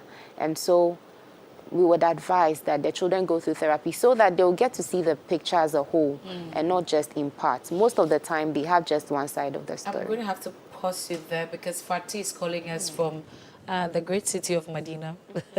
Morning, Fatih. Good morning. Great. Let's hear you. Okay. Doc, you're doing an amazing job. Please, my question is that when you are living with an autistic man, within you, you know that you are not doing this anymore. I mean, you are not in this marriage anymore. But because of the kids, you have to stay back. I don't know how to do. How are you going to navigate this? So because of the kids, you feel like, okay, because of them, I can't go. I can't leave. Maybe the man is doing all kinds of things, but because of the kids, you are considering the kids and you don't want to go. Is that the situation? Not that you don't want to go. The thing is that the person is not abusing you physically, but in the union that you are in, there is no communication. There is nothing like no affection. You both are just living like roommates, something like that. Yeah. When it hurts you, at this point, you don't have any basis to stand on to move on. Yes. Okay. So you feel like, okay, we're just in this marriage, we're not talking, we're not feeling anything, but you are there because you have a child, and that's something you have to protect. Is that it, Doc? Yes, please. Fatih has an issue. She's thinking that, okay, we're in marriage, we don't communicate. Yeah. I feel like, okay, it even might be time for me to let go, but we have a baby. Sure. I don't know what to do. Yes. So a lot of women normally would want to, linger in the union because of the children. They don't want to leave. And then some men would say that, yes, you can leave, but don't leave with my kids and all that. So for the sake of the children, they might want to still stay around and then help the kids get to a certain point before. You know, I earlier mentioned that we need to look at the magnitude of the treatment, whatever the other party is doing. If it is such that if you don't take care, you might lose your life. If you lose your life, what happens to the kids then? So if you are lingering, if what your partner is doing is such that you can contain it, let's say it has to do with anger, when he gets angry, how he shouts on you, those words at you. But when he gets angry and he is... let's say, fighting you, hitting you here and there, it might not end well. But if it is the type you can manage, probably has to do with how probably he allows other parties in the home and all that. If you can manage, you know that you can manage it, and emotionally you wouldn't be too broken to the point of probably ending up in the psychiatry, fine. But if you realize that day in and out you are going down, day in and out personally, everything about you is just dropping, you should take certain steps. Most of the time we leave ourselves in the state, we don't take any steps, we don't talk to anyone. Sometimes when you talk to a third party, the person can advise you that I think you should do this and that. If you are in church and you can confide in your spiritual head, I believe you should. Sometimes they can help you to take certain steps, they can support you in some way. If maybe your husband is not fending for the children and all that, and you find someone who would say that, you know what, I'll take care of the kids and all that, you can decide to, okay, I would stay for the sake of my kids, for them to feel that daddy is home. But if it is to the point where you, day in and out, are dying, in quotes, then I believe that you should take certain steps. You might not divorce him, you need to sometimes separate from him. Go and live somewhere, have some peace of mind and all that. But then it's not easy. Sometimes explaining to the children why mommy has to go and live here while daddy is there. You could find a very good reason to, let the children understand that maybe I had to go and take up some roles here and there, so I need to, move away for some time. We'll come back and all that. So we need to look at a lot of things. Okay, great. So Doris is back on the line. Hi, Doris. Oh, good morning, please, Sister Dela. Morning. We lost you before. Now we have you. Let's hear you.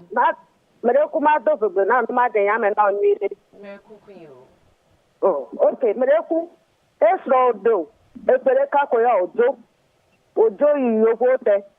Ko Jire jikaka Mr. Sani jire bako. Ko zene ya begale nuto eso na yue pete ma denumu.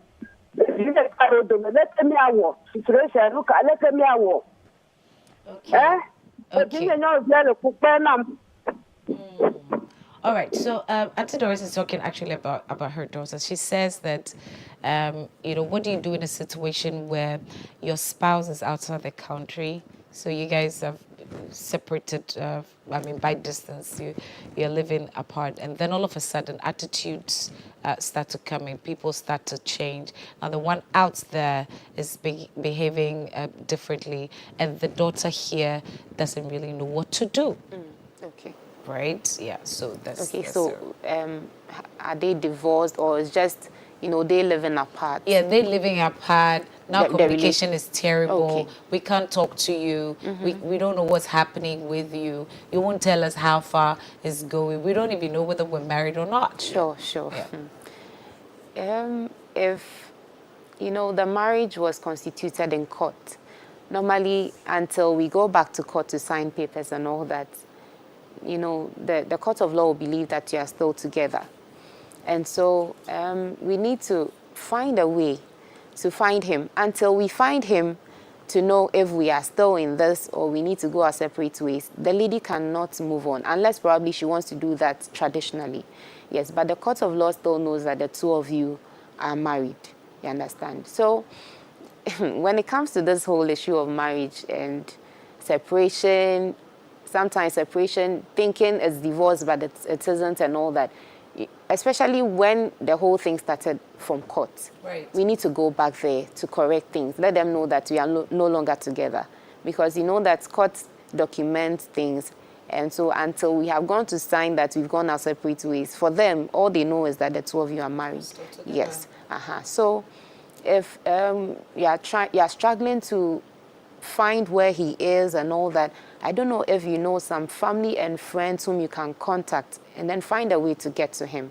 Because the woman definitely needs to know that, are you still interested? Should I move on? If the communication has ended and all that, I believe that probably the man has already gone on. Right. But we need to do the right thing.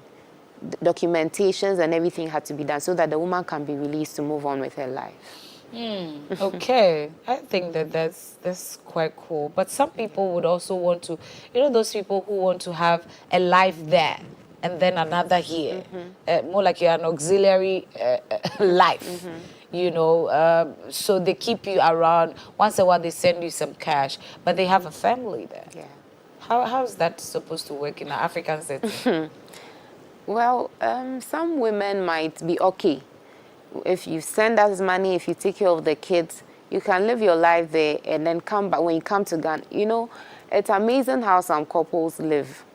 Some actually understand each other. Yes, you are out there, probably have a family there, and then you are with me as well. If you would take care of the kids, most of them, or you send us money to fend for ourselves, we are okay. Is that the best? It isn't, but I'm saying that that's how some couples, deal with it. But if please hold on for me. Godfred. Morning, Godfred. Precious. Yes. Sure, let's hear you. Precious. Children are gifts from God. So children are such a way that God has loaned you a money. So as God giving you that gift, if you don't just do it anyhow, if you're really a Christian.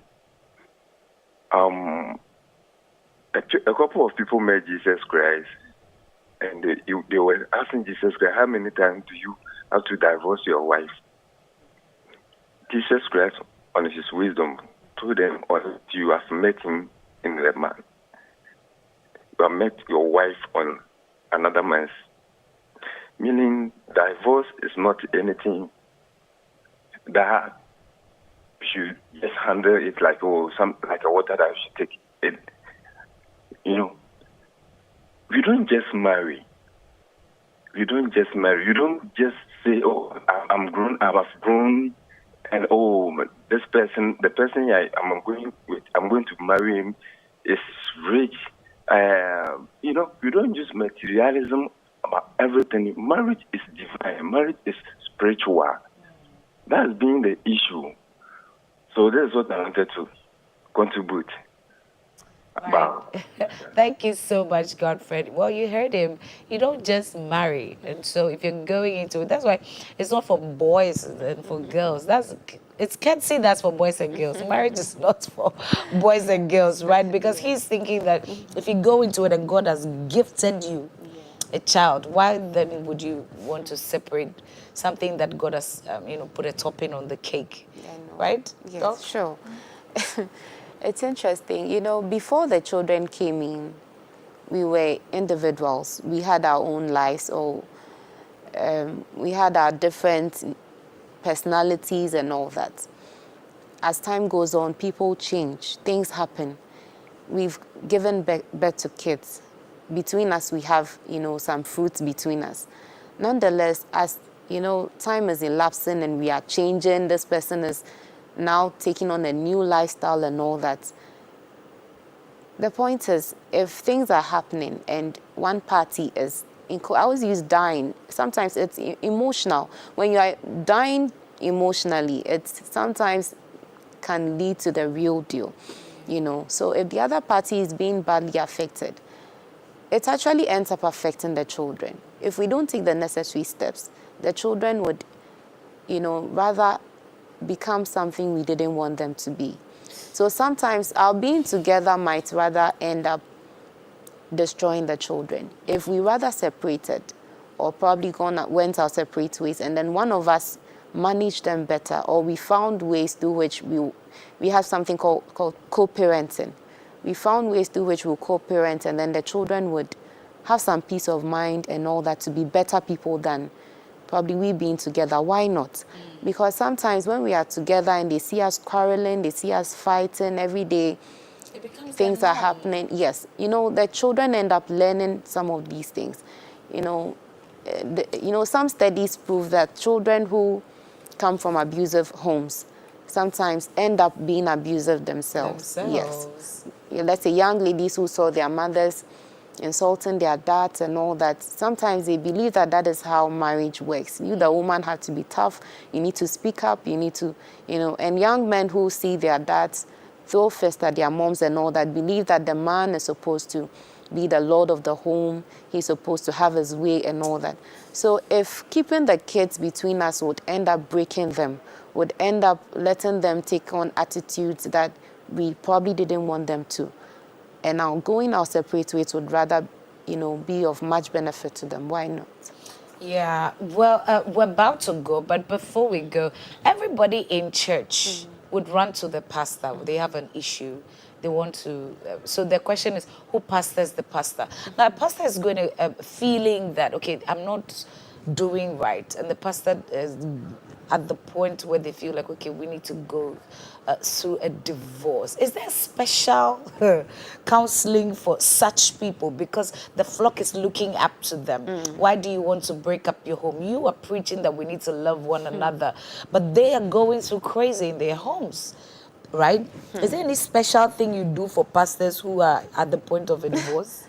Well, they would have to go through counseling before, but definitely we'll take into consideration the fact that, they are in ministry, and then a lot of people are, looking up to them. So when you're counseling a couple who are in ministry, you, the counselor, must have it at the back of your mind before you start the whole process. Before they came into ministry or before ministry, their marriage is let me say, separates from the ministry. Their marriage life or, their lives in the home separates from the ministry. Though, the flock is looking up to them and all that, their married life is completely different. The point is that we always have to consider the effect, okay? Is the marriage making the man of God do better, or is affecting him at church? If things are not going on well in the home, things are going very bad and all that, and he's not being able to pull up, at church and all that, normally we wouldn't start with divorce. Most of the time, counselors wouldn't start with a divorce. We would, as much as possible, before we even start divorce counseling, at the back of our minds, we want to mend things. We want to see how we can bring the couples together. But at the time, we look at the effect.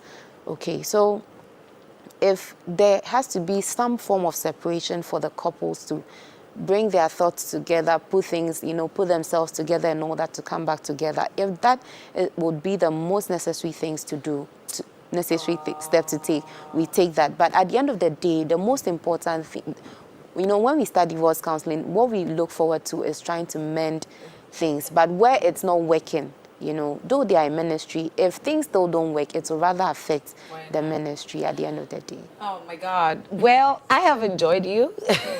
I know that my viewers have also enjoyed you. Thank you so much, Counselor Basilia Basie. So your name is very, you need to have glasses on to be able to mention that. Counselor Basilia Basie.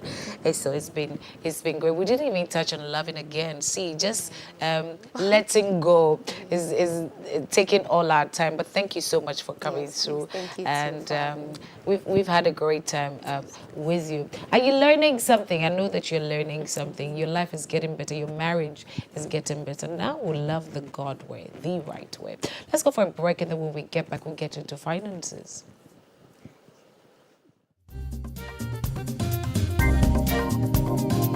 Prayer is a daily necessity for daily triumph.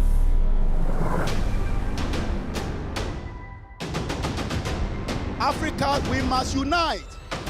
We are getting Abrahamic rewards, but we are running away from Abrahamic responsibilities. Where should Africa sit and stand in this new world order? Africa has the youngest, fastest growing population. That's a blessing, but it's also a challenge. Yeah. Who did God describe as the man after his own heart? David. Adam.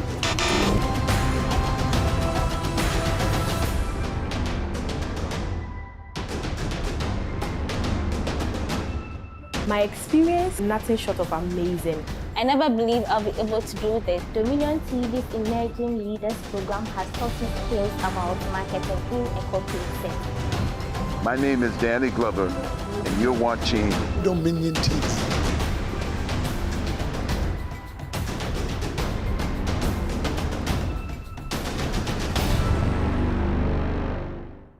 One upgrade is nice, but a double upgrade is amazing. And that's how we do it. Upgrade today to get even more with Step Up. If you're on GOtv Max and upgrade to GOtv Super, you'll get way more with GOtv Super Plus. It's so cool! Get big value. Get big entertainment. Very good. Perfect! Upgrade and get even more with GOtv. GOtv. Love it. Greetings, welcome to Bishop G Live. Get ready for the supernatural. You can be a believer and it still looks like your life makes no sense whatsoever. We're gonna give you the most important key to help you discover your purpose in life. If you miss the glory of God, you've missed everything. Join Bishop Gregory Toussaint from Miami, Florida, USA. Bishop G Live, every weekday at 7:30 p.m. only on Dominion TV. Hooray! Dominion TV is now also a digital terrestrial free-to-air channel. This means you can watch us in Ghana from your digital TV without any subscription. Just rescan your channels on your digital TV to access it. How? On your digital TV, press the menu or settings button and choose auto-tuning, auto-search, or the appropriate options to scan your channels and look for Dominion TV. Enjoy some of Africa's best Christian lifestyle programming from Dominion TV. Step up with DStv and we'll show up by giving you more incredible entertainment. Going to have a little fun. Upgrade your subscription between the 13th of January and the 31st of March and get an even higher package for a whole month on us. Buckle up, here we go. There's nothing better than putting a little bit in but getting a lot out. Time to boost some office morale. Incredible! When you want to build a future, you gotta know what you want. Step up and we'll show up on your home of entertainment, DStv. We just go around just making statements that are not even biblical. God reveals to redeem. It's not in the Bible. God reveals so we can walk, so we can enforce the word of God and the scriptures over the enemy's intent. Any hope and expectation the enemy has concerning your family and your loved one, by the eternal blood of Jesus, we override that hope. We override that expectation. Put your hands together and override it. The Voice of Inspiration, weekdays and Saturdays at 8:30 p.m. only on Dominion TV. In times of change, when the world seems uncertain and what we hear doesn't reflect what we see, we seek the truth. When we are told only part of the story, we lose trust. In moments of crisis, our dreams, hopes, and wishes for a better tomorrow depends on a free press. At Voice of America, we bring you the stories that people take risks to see. We connect the world and unite it with truth. At Voice of America, we show you the whole picture. Africa 54 in partnership with Voice of America. Weekdays, 8 a.m. and 3 p.m. on. It's good to be with you and thank you for tuning in. Today I want to talk to you about one of the 5 series of some of my books that have been released. The Bible said you err because you know not the scriptures. There is something about having understanding through the study of the books.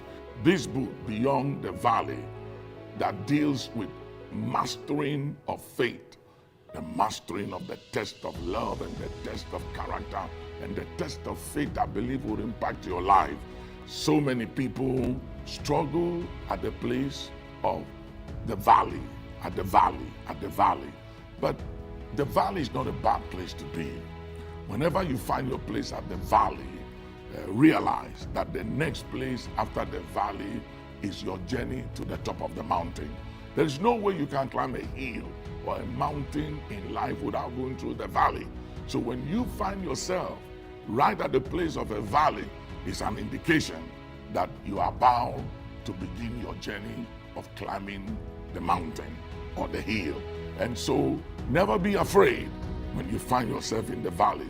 Every now and then, before you climb a mountain, you will go through a valley. And the valley is part of the process that we all have to go through before we get to the top of the mountain. And so if you are in a valley in your life right now, don't be afraid. Don't be despair. For the prophet said the other day, he said, my enemy, rejoice not over me, for when I fall, I will rise again. Most times when you are down in the valley, it's like that is the end of it, but it's not. That is just the beginning. You will rise again and you will begin your journey from where you are and climb. So get this book, Beyond the Valley, a test of faith, love, and of character. To impact your life, it will give you keys to longevity. God bless you.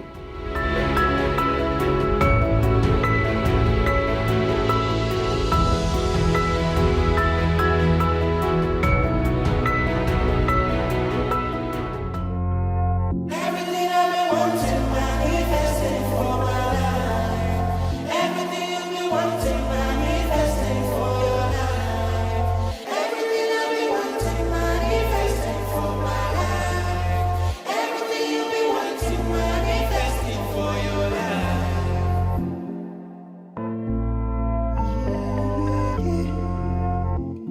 Duke on the vibe.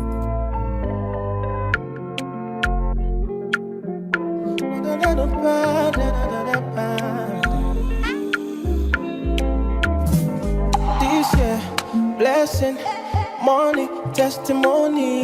Go to follow, you they go. This year, good news, giant plenty money. Go to follow,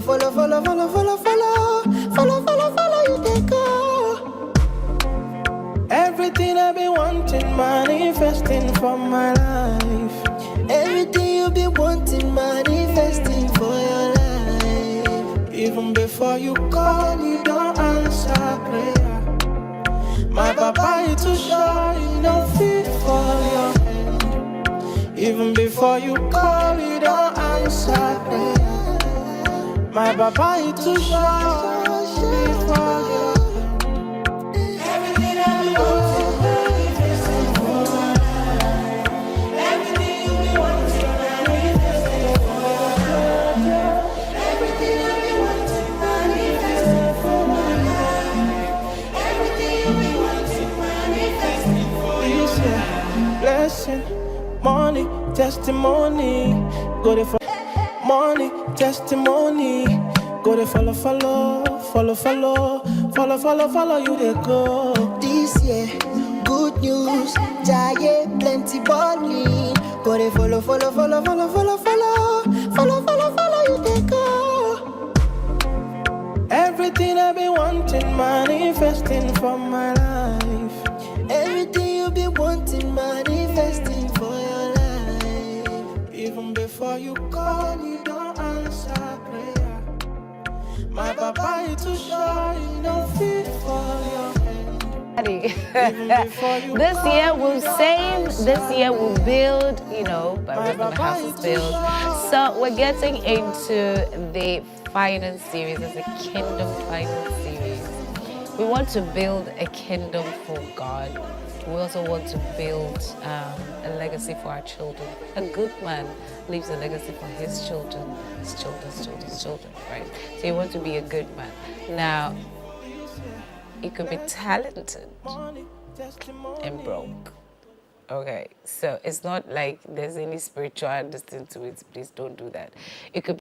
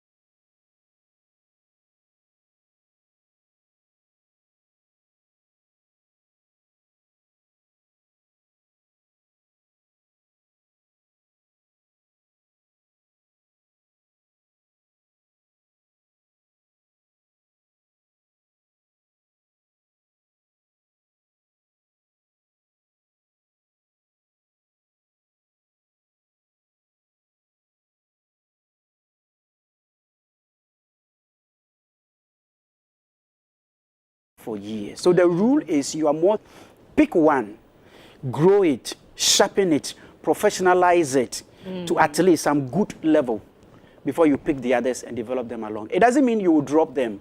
You do them alongside, but more of the attention goes towards just one, which you are very, very good at. Because there is always a dominant talent.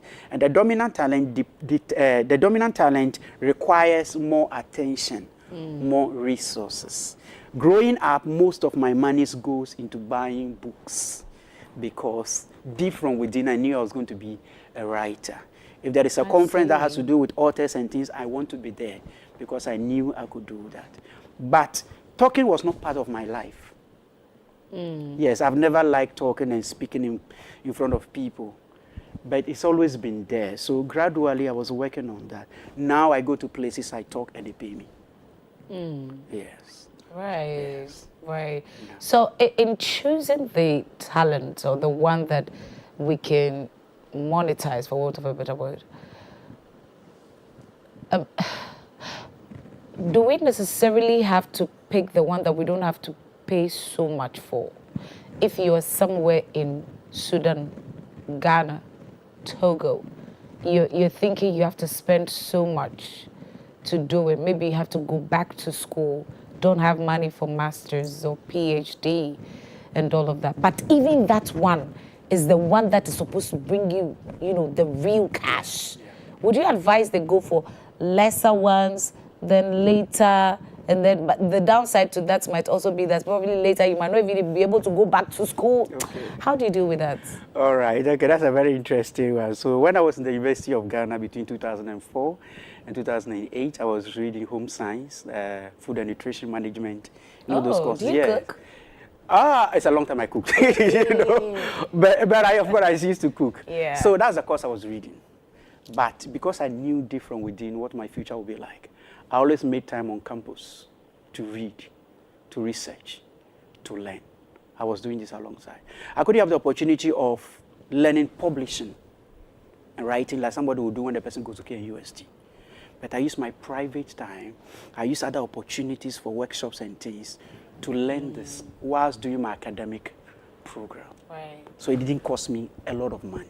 So there are always opportunities to sharpen and grow your talent, whilst you may be living in an environment that may be unfriendly or may not have opportunities for you to do exactly what you want to do. I didn't have the opportunity to go and do a course in writing and things.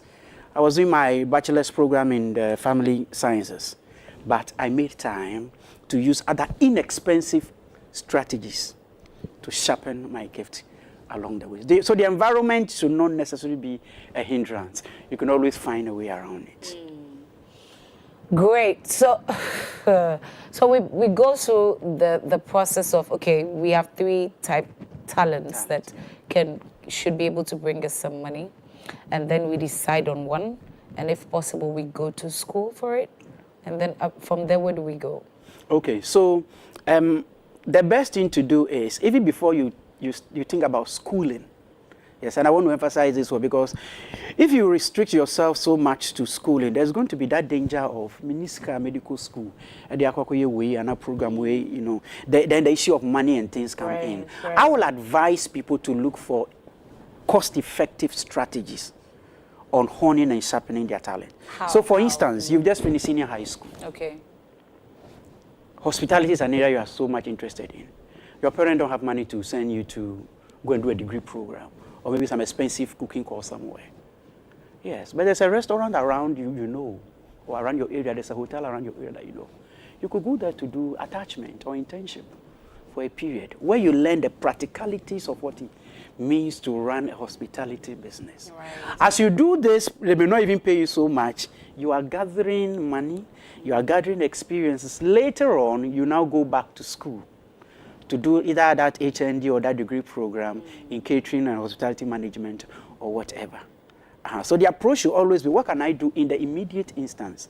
Because I want to avoid the excuse of, I don't have money to do that. I don't have money to go here. Because most of the things can be learned around. The school is just a formalized system of sharpening our skills. But it's not the alpha and the omega. Ideally, I was arguing with somebody that why would you finish a degree program and then you rush and go and do your master? What are you going to master? Since you finished your degree, what have you been able to do? What work have you done? You know, so you do the practical, and then along the line you go, and then you formalized what you've always been doing. I see. How can we do this sales and marketing thing attached to? I mean, from what you're saying, we've gone through the process of making our gifts sharp, sellable, but people, you know, might not even know how to monetize their gift. We have it. We've gone to school. We have all the beautiful things. We are an embodiment of what God has made us, but we don't know how to monetize it. How do we do that? Yes, so the monetization begins with an awareness. So for instance, you've been cooking for people anytime there is funeral. Family members will call you. Ekuya, come and cook for us. Funeral is coming on this Saturday. Because the way you're able to do the granite soup, the way you're able to do the okra stew, the way you're able to do the jollof, so you'll be doing free show. Nobody pays you. You must come to a point in your life where you tell yourself, this free show thing must stop. Now, if you call me to come and cook for you, these are the packages. Because if you don't decide that I am going to charge for the cooking, you continue to do it for free. So you go and cook happily, people will be eating and be smiling and all that. You come into your room, now then I drink what to eat. Right. So, number one, decide that at this point of my life, I want to monetize my skills. That's the first point. So you decide. Number two, after you have decided, you look for people who can pay for your services. So if your immediate friends and family around you are not ready to pay, you go outside of that domain to start looking for people who can pay your services. You can do that by engaging people at church. Let people at church know that you are a graphic designer. How can you be in a church and what you do as your number one gift? Only 3 people know about it. No, that's so bad. How can you be in a community and nobody knows that you are very good in cooking? So, can I have a card? Okay, would you advise that we go to church, have a card? Hi, Charlie. This is even easier. It's even easier. If you design something and you put it on your status and give it to 20 of your friends who also put it on their statuses, within a very short time, you can have about over 1,000 people viewing and knowing what you can do. These days of social media and digitalization, I mean, there's a lot that you can do in creating awareness of your abilities. But the intentionality, that is where the problem is. People are not intentional that I've been doing this cooking, I've been doing this graphic design for people for free for 5 years. Next year, people must start paying. That's what the problem is. So set that timeline. That at this, it's just like even hosting a morning show. You have a target for yourself. You know how much you're earning now. They say in 5 years' time, my morning show is going to be the biggest in the nation, and this is the price tag I'm putting on it. So that's how it moves. The conscientization that I want to start doing it. No more free show. That's important. So you decide. Yes. I want to make money out of this thing I've been doing for so long. I'm good at it now, and money looks good on it. Exactly. Then after that, you create awareness about it. And then you expand. Yeah, so you have after creating the awareness, you must look directly for people who can pay. I'm very so much concerned about looking for people, because there are people that you do the work for them and you have to chase them for the money.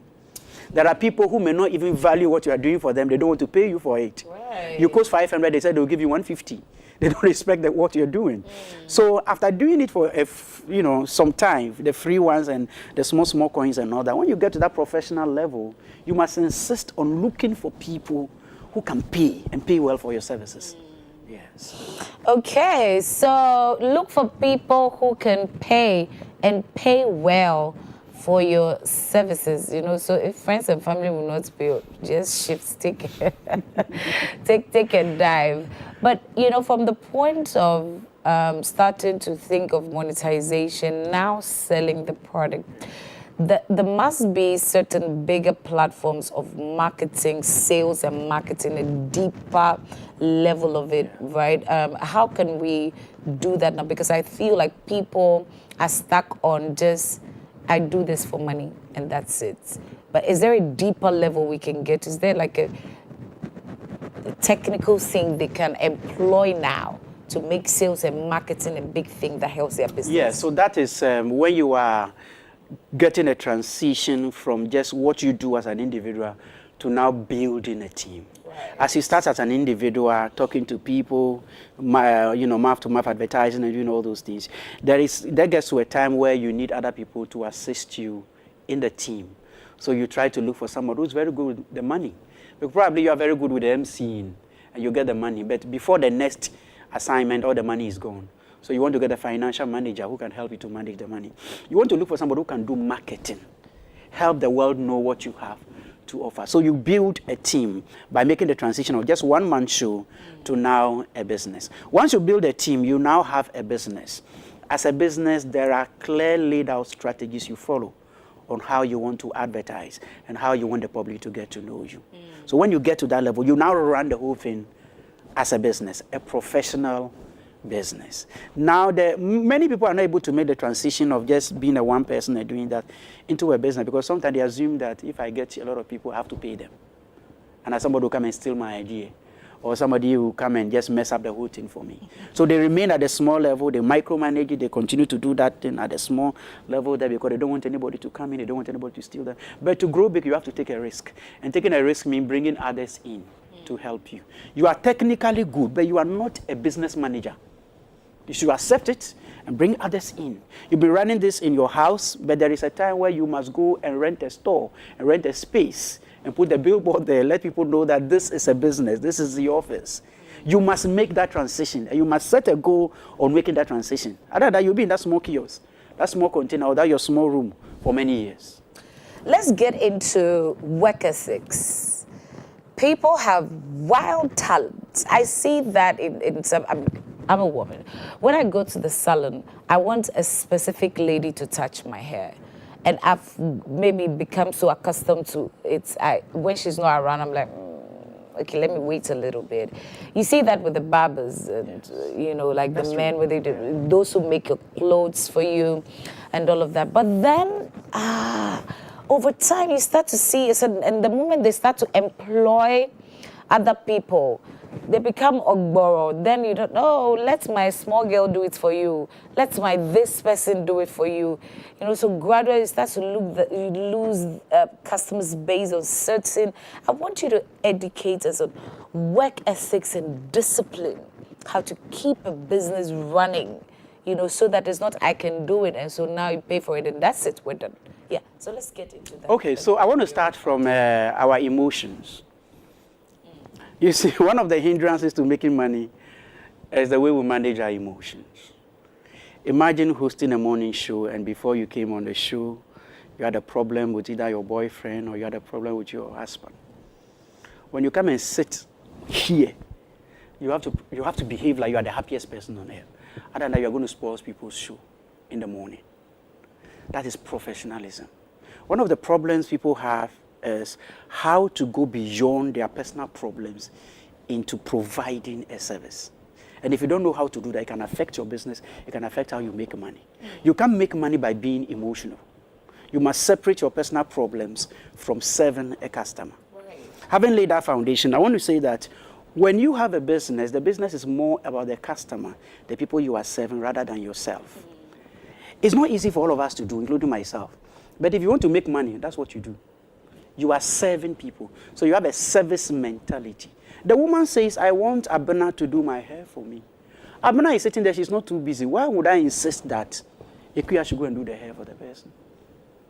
It means I'm not interested in the money, I've gotten enough.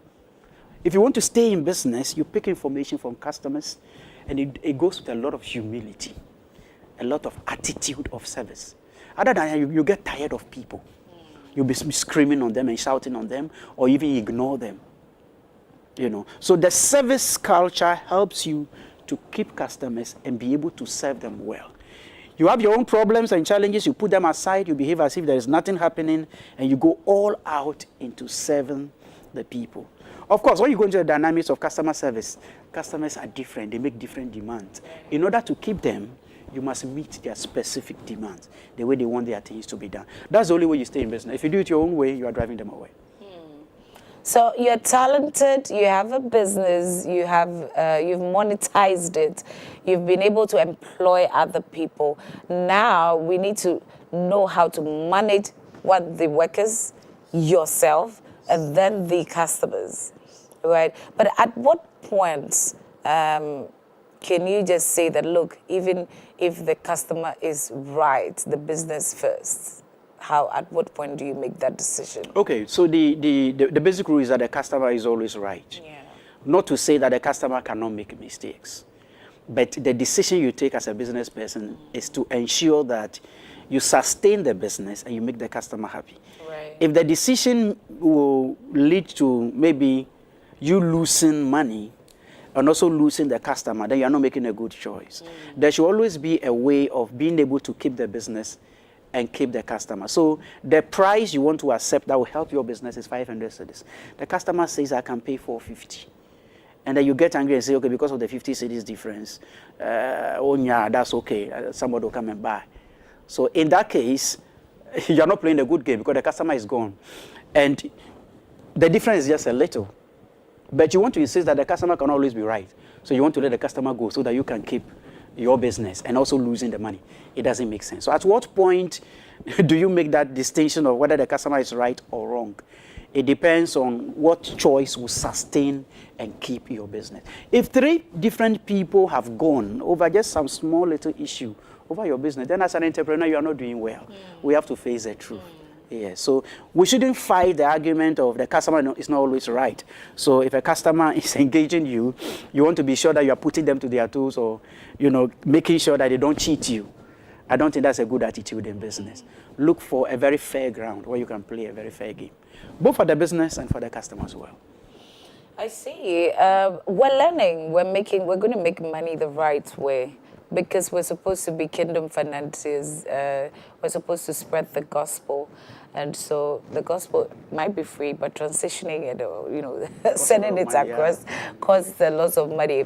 So we would open the phone line just for a few minutes so that, you can call in and ask some questions that are affecting your business. You're an entrepreneur, you're a Christian, you're working in a certain environment and all of that. You want to know certain very salient points that will help in your business. Why not calling? And then the window is just really short, so we can address that. Let's get on with mentorship and guidance.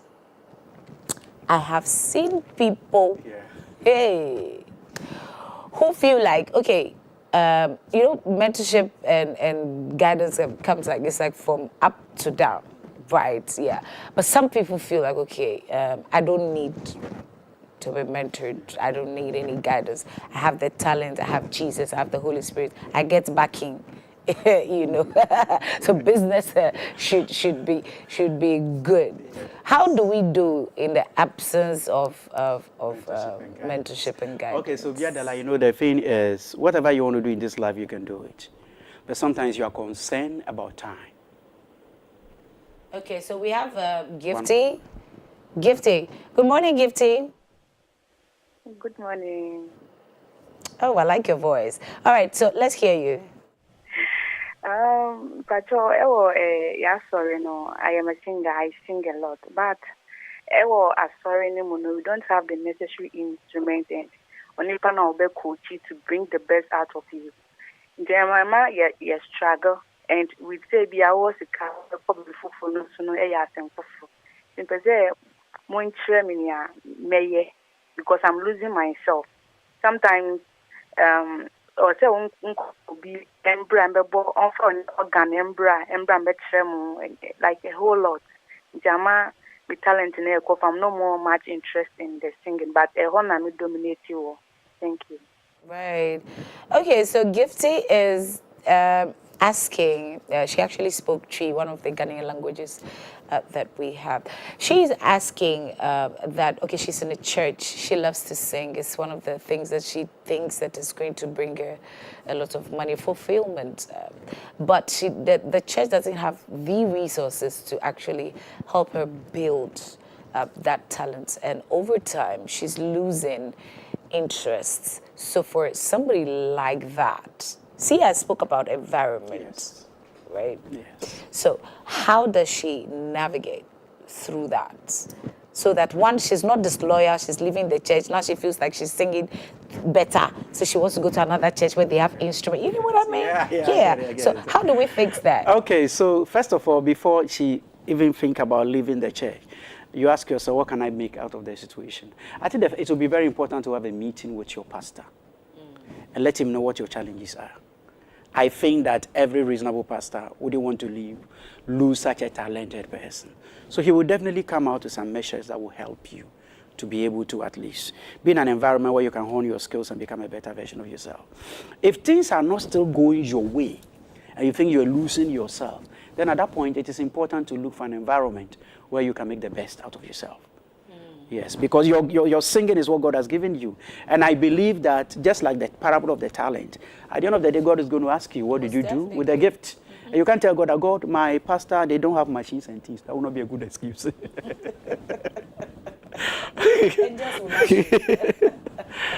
Right. Okay, so Gifty, you heard you need to do the right thing. Speak to your pastor about it. Maybe even if you have to get a few deacons on board so that anyone who can help, because, I mean, aside the fact that you're trying to build your talent, you're also trying to help the church establish, and I think that will be a good thing. Let's get back to, okay, we have Morgan, right? Morgan. Hi, good morning, Morgan. Yes, good morning. I'm fine, and you? We're great. Let's hear you.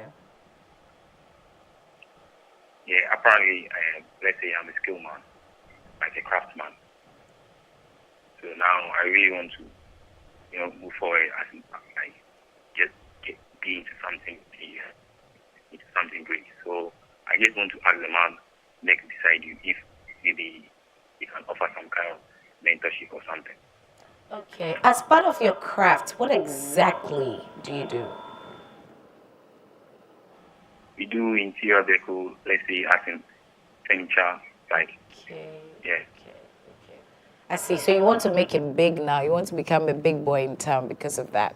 So Morgan wants to monetize the whole thing. Morgan wants to be big. Morgan wants to be one of the celebrated craftsmen in Ghana. So he's asking how he can go about it. He's into interior decor. So the ideal thing is that I'm assuming that Morgan might have gone through some training, and he's out of the training now. So usually what happens with most of these apprenticeship programs is that you go into it for 3 years, you are done. After that, you decide to either serve your master for a number of years before you set up your own, or you go and set up your own and you still be working in partnership with your master, so that sometimes he can, offload some of the works to you. And these things are very good, so that it doesn't leave you stranded and unemployed. Because that's where you spend 4 years learning the job. If for nothing at all, you can still be serving him till you're able to stand on your own. Okay? Now, if you decide that you don't want to work with your boss again and you want to be on your own, as in running your own business, that is good. But then you still have to be under mentorship. Because most of the frustrations of setting up a business and running it comes from lack of experience, lack of exposure, which can be corrected when you work closely with somebody who's already done this for years. Right. Because sometimes the frustrations are not necessary if you get the proper direction. But some of these young boys, sometimes, some of them don't even finish the trade. They're in a hurry to close. And they abandon their master. And they start working. So I'm sure you might have even engaged some of them and they've done the plumbing work. So, I'm not a plumber, but as for this plumbing work, no. The guy didn't do the thing well. Yeah. Because he didn't take his time to finish the apprenticeship program. He didn't learn it well. After graduating, he didn't serve well to gain more experience. Probably thought, this man is cheating me. Why do I keep serving him and doing all this? Let me go and set up on my own.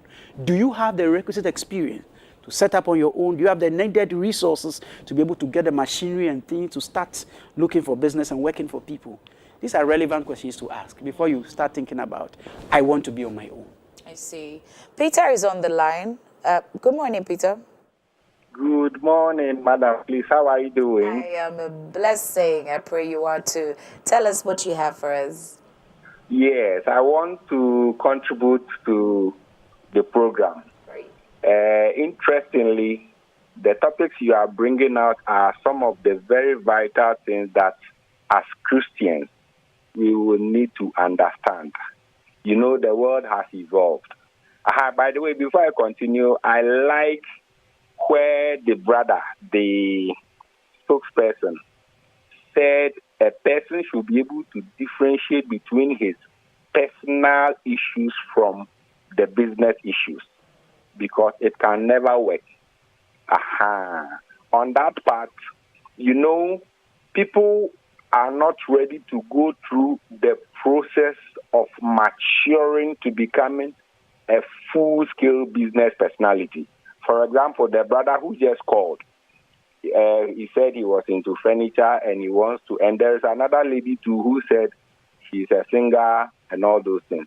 It takes time to mature, but talent in a person and some few praises makes you think that you are ready.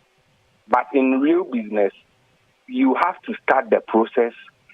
People must know you until the same people introduce you to the top level. The top level is not a place that you can go there. It's a personality you build, and that personality becomes the top level, not what you have.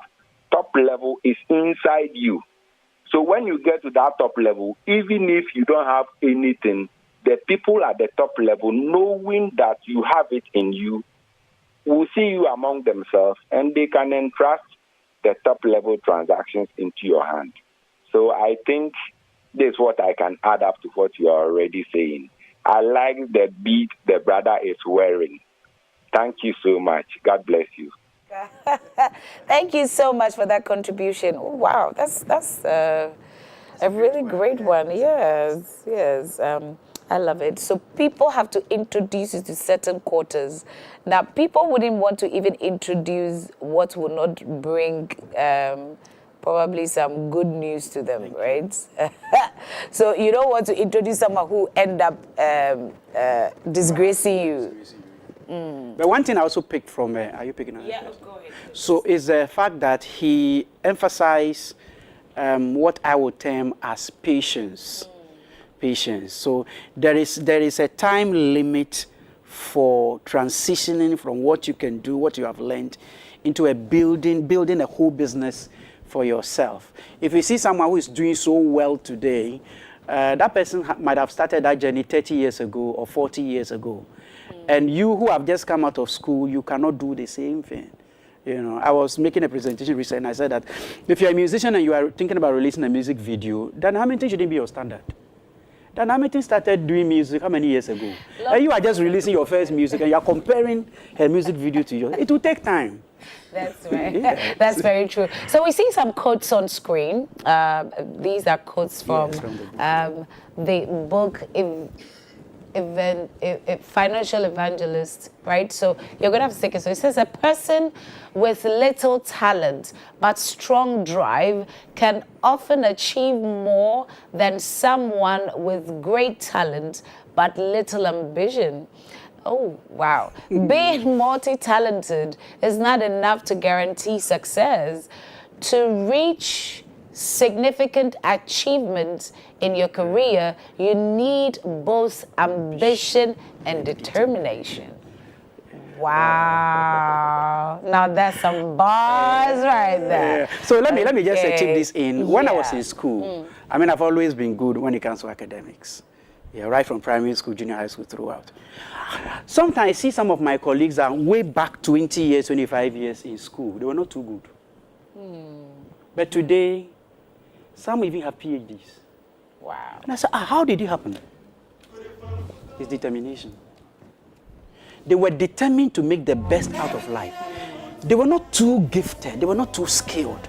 But something keeps boiling inside them and said, I can become an accountant. That's right. I can build a global business. So that ambition, that drive, is more important than the gift that you have. I even put in a very simple way that determination is more powerful than destiny. Ooh. Okay, that's what we're taking home. Determination is more powerful than destiny. Wow, that's big. You should always join the Kingdom Finance series. Thank you so much, Mr. Simara, for actually coming through. Well, look no further if you have had an experience, you want to have an ultimate experience, okay, when it comes to events. We are talking about Sahara Rice. It's a hospitality business where you don't just plan events for you, but they make it happen. You can visit visit them on the Spintex Road, SIC Live Mall, or Accra Central, or you can actually call them 0244 387218 or 0266 198155. That's Sahara Rice. And then V Million Roses also on Instagram. They make all your occasions look so beautiful. You don't want to ever miss V Million Roses touch for your occasions. You get there. And also thank you to Kelly Keys for sorting our African prints out. This has been Wake Up Africa with me, Biandela. I've enjoyed my time. I know you've enjoyed your time. We'll see you tomorrow. Blessing, money, testimony. Go to follow, you they go. This year, good news, giant plenty money. Go to follow, you they go.